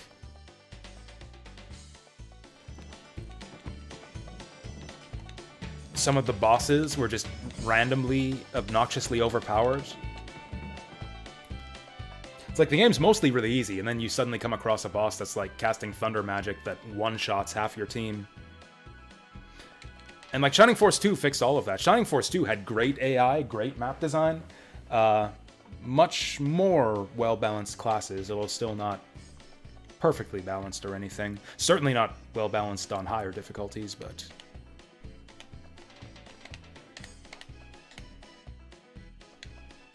I respect Shining Force 1 for, like, setting the foundation. It had a lot of cool ideas. Like, I'm kind of nitpicking. Like, my issues with Shining Force 1 are kind of like a big list of nitpicks. The fundamentals were solid. Like, I thought Shining Force had, like, a really cool take on like, kind of a mashup of Fire Emblem-style SRPG mechanics with traditional JRPG mechanics. I like to think of Shining Force as being, like, a crossover mechanically between Fire Emblem and Dragon Quest. And I think they did a good job of it to a large extent in the first game. There was just a lot of little things that bogged it down for me.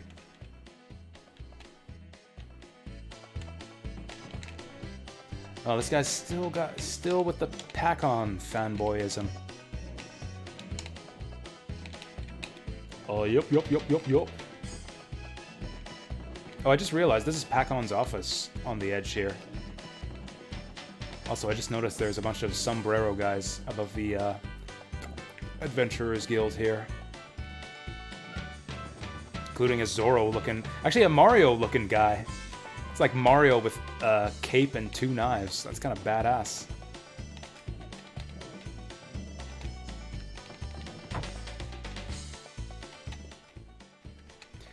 Also, I don't think it's entirely unfair to... I mean, judge is maybe a harsh word, but you can get a sense of, like, the type of gamer a person is by what games they like. Like, I wouldn't say, like, you don't want to be judgmental about it. I have a philosophy that I don't exactly believe in, but I try to pretend is true anyways, which is that all video games are created perfect and beautiful. And there are no problems with... Games don't have problems, gamers have problems. If you dislike a video game, it's because there's something wrong with you. Which obviously isn't true at all, but it kind of helps you approach games with the right mindset to sort of appreciate how other people might enjoy those games. Because you can find someone who will like just about any game. So that kind of sort of proves that kind of fake theorem I just put out. Like, if someone else can enjoy something, then you could too, if you were just a different kind of gamer. It's like understanding the good things about video games is like the key to understanding other people.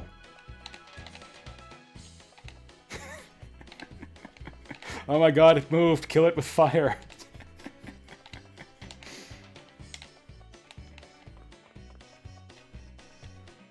The town music is getting stuck in your head. This game has great town music. It's so catchy. There's even better ones later on. My favorite town theme is still yet to come. It's way, way later. Like after we cross the end of the world. Oh hey, these girls are finally talking about something other than the samba.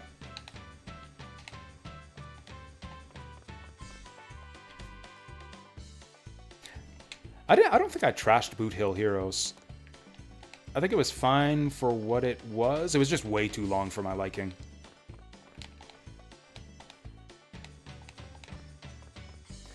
I loved the setup, I loved the music, I loved the storytelling. The battle system was okay. It was just really long with a lot of filler, I thought Boot Hill Heroes was. It's like if instead of having like 6 filler dungeons and then having the big showdown with the first bounty, if you could just like do like dungeon and, or what was it, the whatchamacallem gang?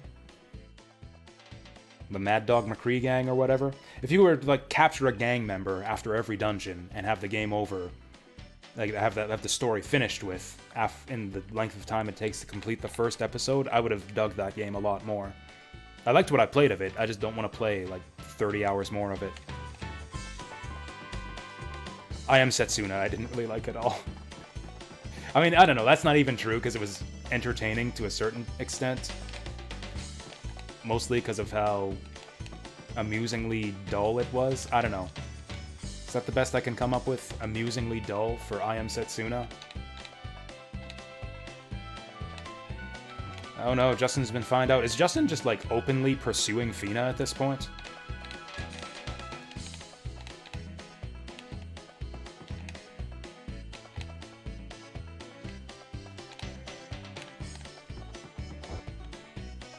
When you first played SF1, you got the tip to wait as long as possible to promote. Yeah, promotion. That's another major problem. That's a good point, Zap. Another major problem with Shining Force 1 is that the promotion system is completely baffling. Like, it's good advice in the long run. The longer you hold off from promotions, the better your growth rates after promoting.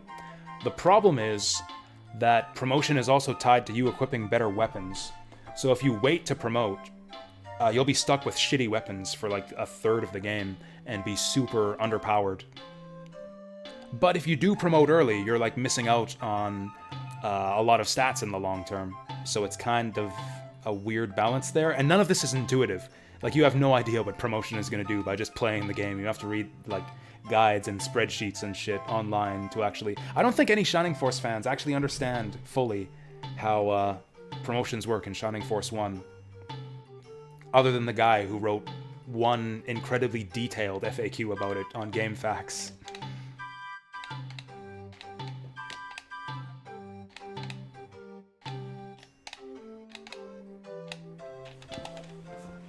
Shining Force 2, it's a lot more straightforward. Shining Force 2, you just promote as early as possible to be able to equip better weapons. Like, that's all there is to it. Who's trash-talking Sonic 2? Grrr. I'll trash-talk Sonic 2 if you want me to. I can trash-talk Sonic 2. The last, like, quarter of that game drags on for way too long for my liking. It's like Metropolis is the worst zone in the game, and it goes on for, like, not more than... Like, it's 3 acts, so it's 50% longer than the other zones. But it's really not, because the acts themselves are, like, 3 to 4 minutes each, whereas the other acts in the other zones are, like, 2 minutes each. So it's like, each act takes twice as long as a regular zone, and there are 3 acts. That's, like... Metropolis zone is, like, 4 times longer than any other zone in the game, and it's the shittiest zone in the game. It doesn't ruin the game. Like, it's, you know... it brings it down a lot. But, yeah, Sonic 2 is actually my least favorite of the 2D Sonic games. I still love it. It's still a 5-star game for me. But yeah, Metropolis Zone brings it down a lot in my estimation. Yeah, so that's the way promotions work in Shining Force 1, Zap. Is the more stats you build up before promoting, it'll reduce your stats by a percentage. So it's like the more you level up before promoting, the more you'll lose stats when you promote. But the amount of stats you lose determine your growth rates after promoting. So it's like you're kind of like, I don't know how to describe it. It's kind of like a rubber banding type thing, I guess. I don't know. Where it's like the more stats you gain, the more stats you consume on promotion in order to fuel your growth rates. But yeah, it's a big setback if you actually level all the way to 20, because you'll lose tons of stats and have to grind your way up again. But you'll see, like, 8+ stats every time you level up. Like, you'll get, like, +6 attack per level instead of +1 or 2. Hey there, Vince. How's it going? Did we just go to the Wrangle Mountains? I think we do. Yeah, we got time for Wrangle Mountains. So yeah, this was the dungeon that was included in the demo disc for this game. This is the part that got me sold on this game. Got those classic bongos going on here. Honestly, I think there's a little too much bongo music in the dungeons in this game, if I'm honest. People who can like any game are most likely not picky or don't dream of playing the perfect game one day. Easy to please and non-involved. It depends. That's true to a certain extent with some people in some games, I guess. The thing is, I'm not sure it's true that there are people who can like any game. I'm not saying that, like, there are people, like, specific people who will literally like any game, but, like, different people will like different games. Like, there are some people who like sports games, some people who like gachas, some people who like JRPGs. And, like, I don't know. I like to think that the reasons that people like those different things isn't because some people are just stupid and like stupid things. I think it's a matter of games, different types of games have different good and bad qualities about them, and different people are more sensitive to those different qualities. Like, some people don't mind all of the stuff that I complained about in, like, Sonic 2 or Shining Force, and don't mind them, and are much more appreciative of what I consider to be the good things about those games. It's a matter of, like, it's almost like having, like a palate, you know? Like with food. Like, some people like spicy food, some people like... You develop a taste for bitter foods. It's the same with video games. It's a matter of, like, what your palate is adapted to.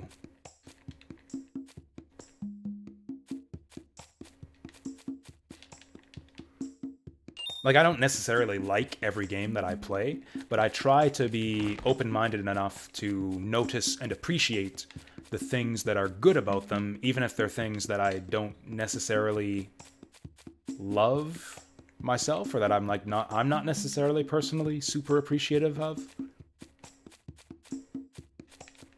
I'm trying to think of examples.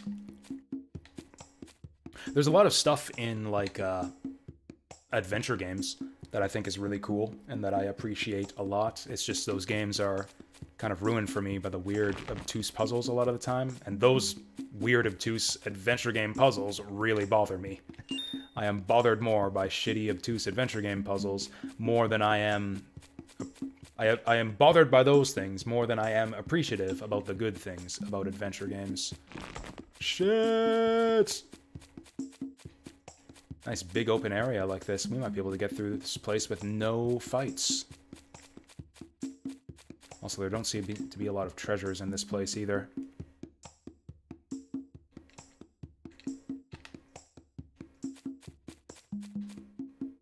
Anyways, I guess the other... another point you could derive from everything that I just said is that there really is no perfect game. No game that's going to be totally palatable to absolutely everyone.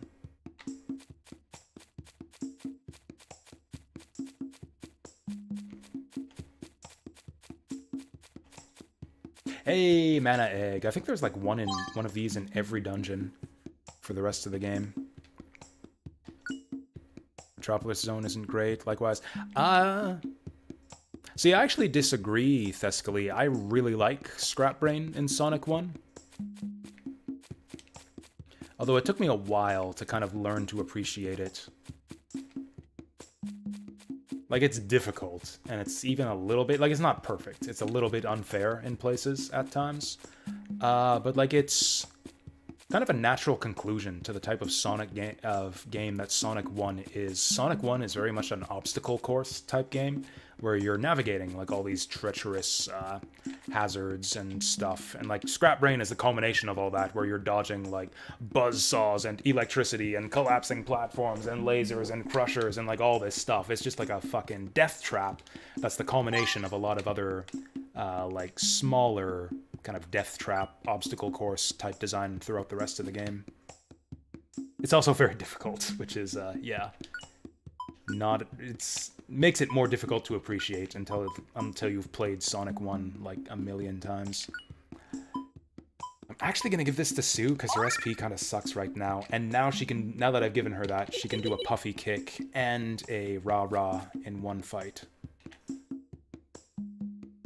Oh, which, are your messages getting deleted, Vince? Is it restream? I don't see anything from you. After, Vince. Like, I'm looking at Twitch chat right here. I have you saying, and, the next message I have from you is RIP restream didn't show your message. I think whatever you typed, didn't show up in Twitch chat either.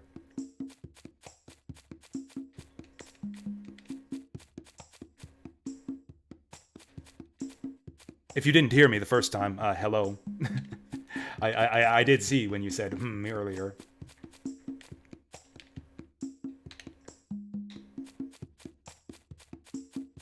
Everyone loves SMB3. Oh! You know, I'm trying to think. Yeah, I don't know if I've ever met anyone who dislikes SMB3. There's the eternal debate over, like, which is better, Mario Bros. 3 or Mario World. I'm definitely on the SMB3 side of that debate. I actually don't really like Mario World that much. Actually, the last time I played that game, I really didn't enjoy it.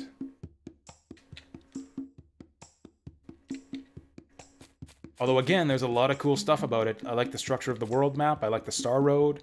I like the alternate exits and secrets and stuff.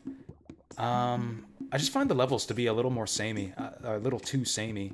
It's like it's all like grasslands and fields and stuff. I really liked the different, like, themed worlds of Mario Bros. 3. The variety of it.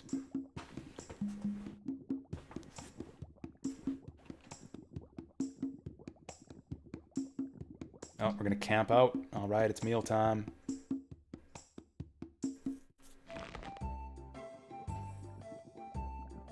Yeah, there's something about Mario Bros. 3. I've never heard of anyone disliking Mario Bros. 3. That's strange. When I first met you on the steamer, I never would have thought that we'd be camping together like this. Ha ha ha. That's because you didn't have much confidence in me at first. How do you like me now? Justin really is still a kid. He's really still a kid. I don't know. Has he had a birthday yet? Is he 15 now? I don't know. That's right. Gotta look after little old Sue. Nah, she's not tired at all. She's fine. 8-year-old girl on a cross-continental journey on foot. No problem. It's a cinch. Had trouble meeting Super Mario World? Really? I find Mario World way easier than SMB3. I mean, it depends on whether you're like just trying to beat the game or going for all exits. I was actually never able to beat Mario Bros. 3 when I was a kid. I owned it on the NES, but I actually never finished it. Even using warp whistles, I couldn't get through World 8. I got stuck on like 8-2. Like, you know when you go to the numbered sections, like after you get through, what is it, the tank, and then the ship, and then the hands, and then the other ship, and then you get to kind of the main map with the numbered levels? 8-2 was as far as I was ever able to make it.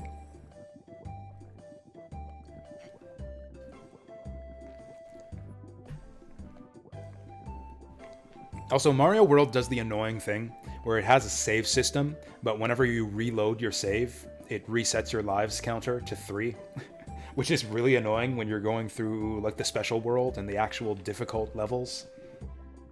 Because you only get to save like every so often.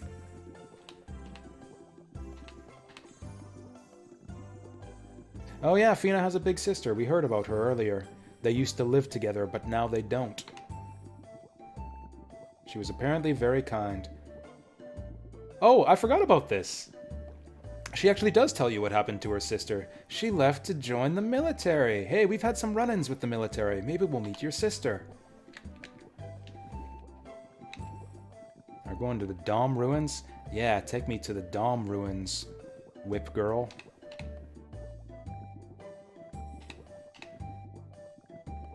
Oh yeah, I guess Fina would be totally clueless about Elent and Angelo and stuff. She's kind of into adventuring for the thrill of it, and like the treasure and glory and excitement and stuff, whereas Justin's more into it like the archaeological side of things, like ancient mysteries and such. Are we wrapping up soon? Actually, now that you mention it, yes. We'll clear out this dungeon. We'll get to the end of this road. And then, yeah, I'm going to be off to game night. We'll be back later tonight, though, in like 4 hours. Your sister's in the Garlisle forces. We saw several female soldiers in the Salt Ruins. I wonder if she was one of them. Those girls were all ugly and mean. None of them could possibly be Fina's sister. Wouldn't that be funny, though, if Fina's sister was like Mio or something? That would actually be really funny. Oh, the one who was next to the blonde. The blonde she's talking about is Mullen.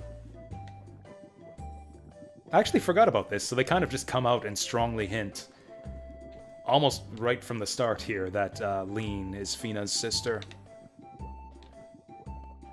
Well, I hope your sister's doing well. I remember being surprised at the revelation the first time through the game, the big twist that Lean is Fina's sister, but I guess they kind of strongly hint at that right from the beginning here. Oh, you're taking off then, Deep Fry? Yeah, good luck with your midterm. Yeah, I hope that goes well for you. I mean, maybe I'll see you, maybe I won't, I don't know. It's easy to get addicted to this game. Maybe I'll end up streaming for like 14 hours today, who knows. If not, I'll see you tomorrow or whenever.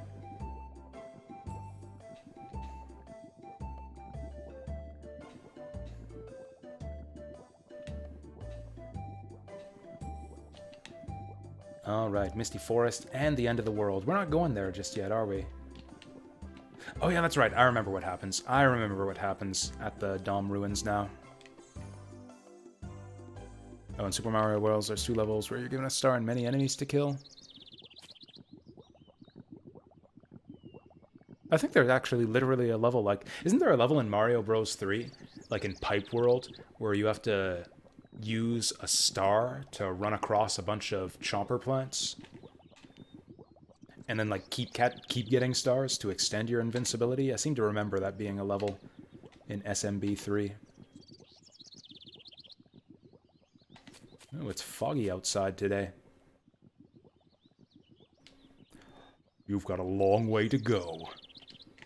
How excited did I get when I played this when I was younger, knowing the main character? Not that excited. I just thought it was a funny coincidence, to be honest. It's funny, because I never got to name my main character's Justin in old games, because like the letter limits for names on SNES RPGs was usually like 5 characters.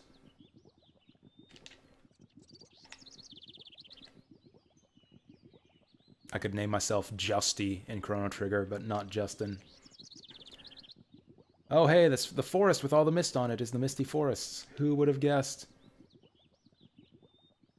There's the end of the world. Where's the end of the world? Oh hey. Oh hey, yeah, that wall just above the clouds and mist there. Or are those clouds or mist? It's huge! Where's the end of the world? Look higher up towards the horizon. Wow, that's a big wall. It's like the Great Wall times 10,000. Wow, look at that majestic JPEG there. Why are there bunny ears on top of the end of the world? Oh yeah, that's right. Yeah, you're a Glenn. Glenn outed you earlier, Zap, as a Glenn. That's cool. Did you name Chrono after yourself, too? Did it get confusing? It's like, oh no, we got 2 Glens in the party. Yeah, so this is the first part where you actually find out where what the end of the world is.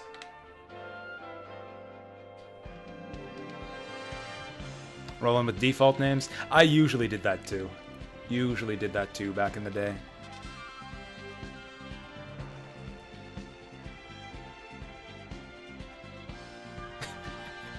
You know, I like that about Justin too. I like that Justin is the kind of person who gets excited by looking at scenery. Perfect timing on the main theme here too. This is a good use of the main Grandia theme. And it's over. Got another hint here. Monsters. Yep. We've seen some monsters sometimes. Definitely been fighting some monsters.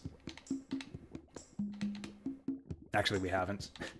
In this dungeon, we actually have not fought a single combat encounter.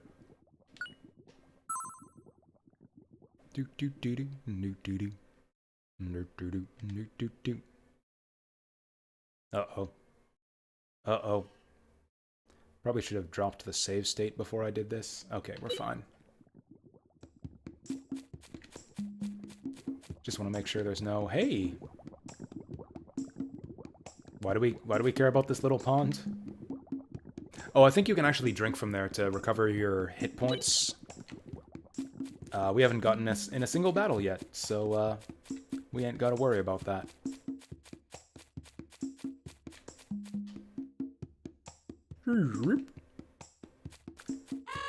Love the game select music at the start of this game. Like the kind of soft orchestral music where it's like do do do do do do do do do do do do do.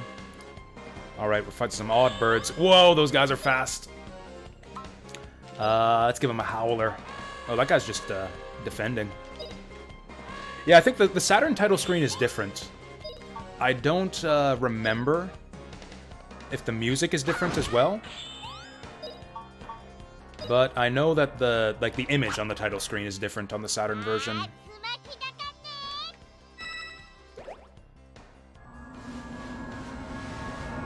This might end up being a bit of a waste.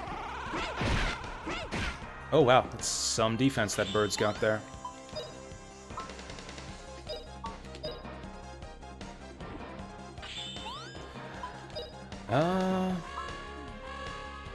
Nobody needs healing. I guess I could do it anyways. I think I'm just gonna heal anyways to level up. Oh, nobody's damaged though. I want to level up my water spells, but nobody's taking damage. I'll just work on leveling up wind. Oh, flame burn 'em. I think the magic sound effects are a little bit different on the Saturn version.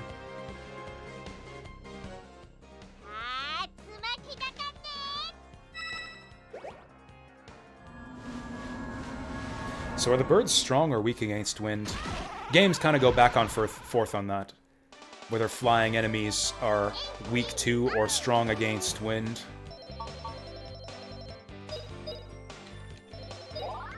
Ooh, level up for Justin. Holy shit, Justin's leveled up, out-leveled Fina now.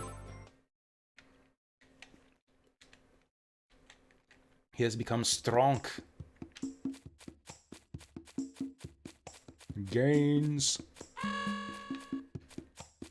Nothing here. Money.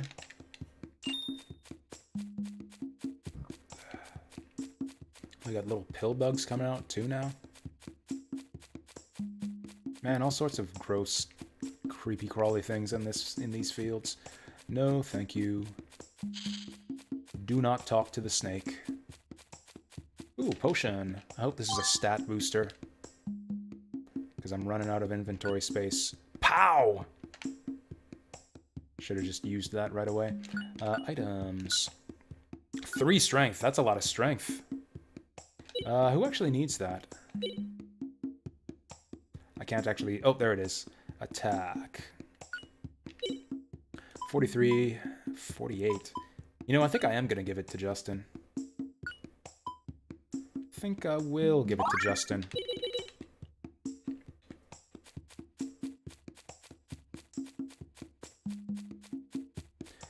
You know, these mountains are actually kind of confusingly laid out. I don't know where we're going.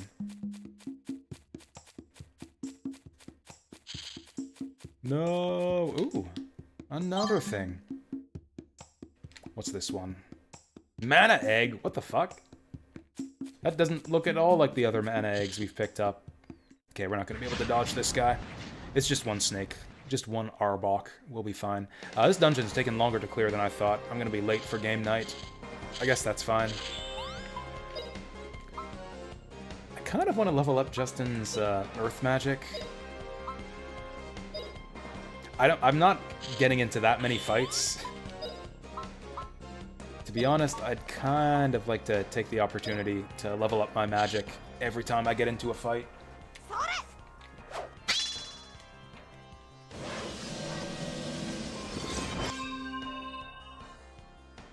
Also, the buffing spells are actually really good in this game. You just don't usually need them because the game's pretty easy on a standard run. This might one-shot all of them. Setting off a nuke. We're nuking these snakes. Does anyone need healing yet? Nope, we are still perfectly healthy. Oh, that guy's defending. This is probably a waste of a spell then. Oh well. I actually don't know how, like, leveling weapons and magic works in this game. Like, if it's based on how many targets you hit or how many times you use the skill. Alright, this'll get him.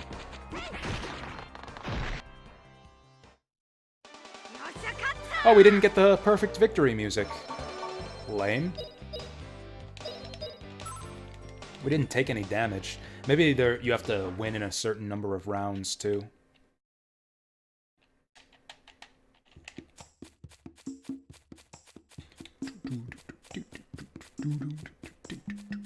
Whoa. Oh, that was just a bird. Just a bird. I knew I was missing stuff over here.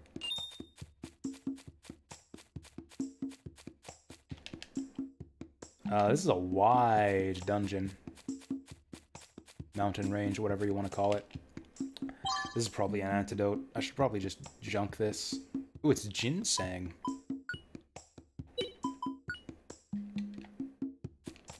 Delicious. We can make tea out of that. No! Whew, that was close. Thankfully, they gave up the chase right as they were about to get us. That was a very persistent snake. Man, I'm gonna be late to game night. You frickin' snakes are gonna make me late. Oh, I wasted my burn flame too. Oh, they're defending? Man, the enemies in this game really like to defend for some reason.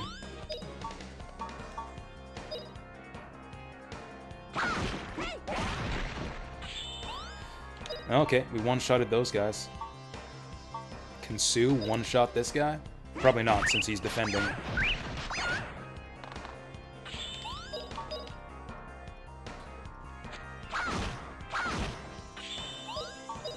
Cool, actually the more they defend, the more we get to swing our weapons around. Build those weapon levels. That's gonna be a perfect victory. What the fuck? Maybe you can't let the enemies get turns at all? I don't know why we're not getting the perfect victory music.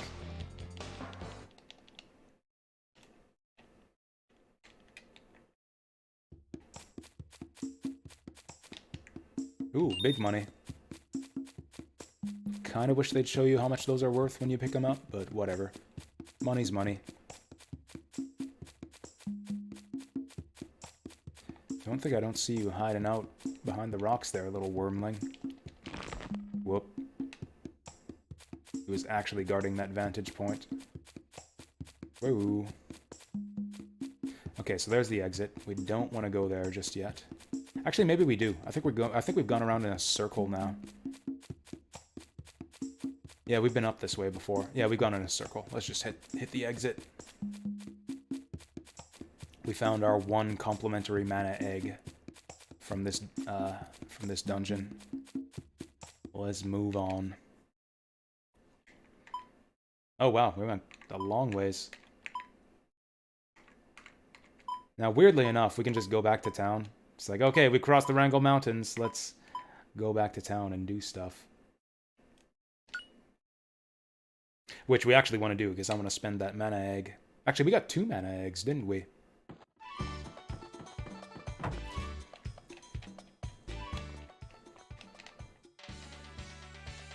Yeah, 2 eggs. I don't know what we're going to do with these. I'd kind of like to give explosion magic to Fina. Oh yeah, you'll notice too that the opposite elements do not combine. So like you can combine fire with wind and fire with earth, but fire and water don't mix, and earth and air don't mix. So with that said, maybe I should just teach Sue all of the elements. Now we'll go earth to Fina. I might give Sue a 3rd one instead of giving one to Justin. I don't know. She's got wind and water. Fire would give her bolt. I mean, whatever I pick, we're not going to be able to mix with both of them. We've got a bunch of earth already. She has wind already. I think I might want to give her fire. Because, yeah, Fina's the only other person with fire.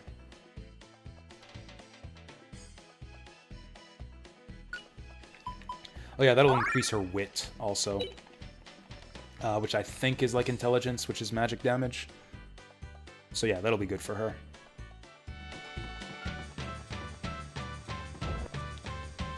The one downside of doing a low ball run of this game is that since you're not getting in battles a lot, you're leveling up your weapons and magic very slowly, which means you don't get new moves all that often, which is a bit of a bummer. But on the plus side, battles are a lot more interesting.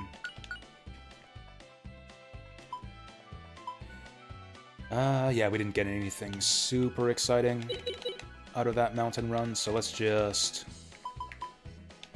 save and exit. Alright, I'm off to play some Vampire Rivals with my friends. That was the first half of today's stream. I'll be back in like 4 hours to play some more Grandia. Yeah, thanks for coming out. If y'all are around in 4 hours, I'll see you then. If not, I'll see you next time.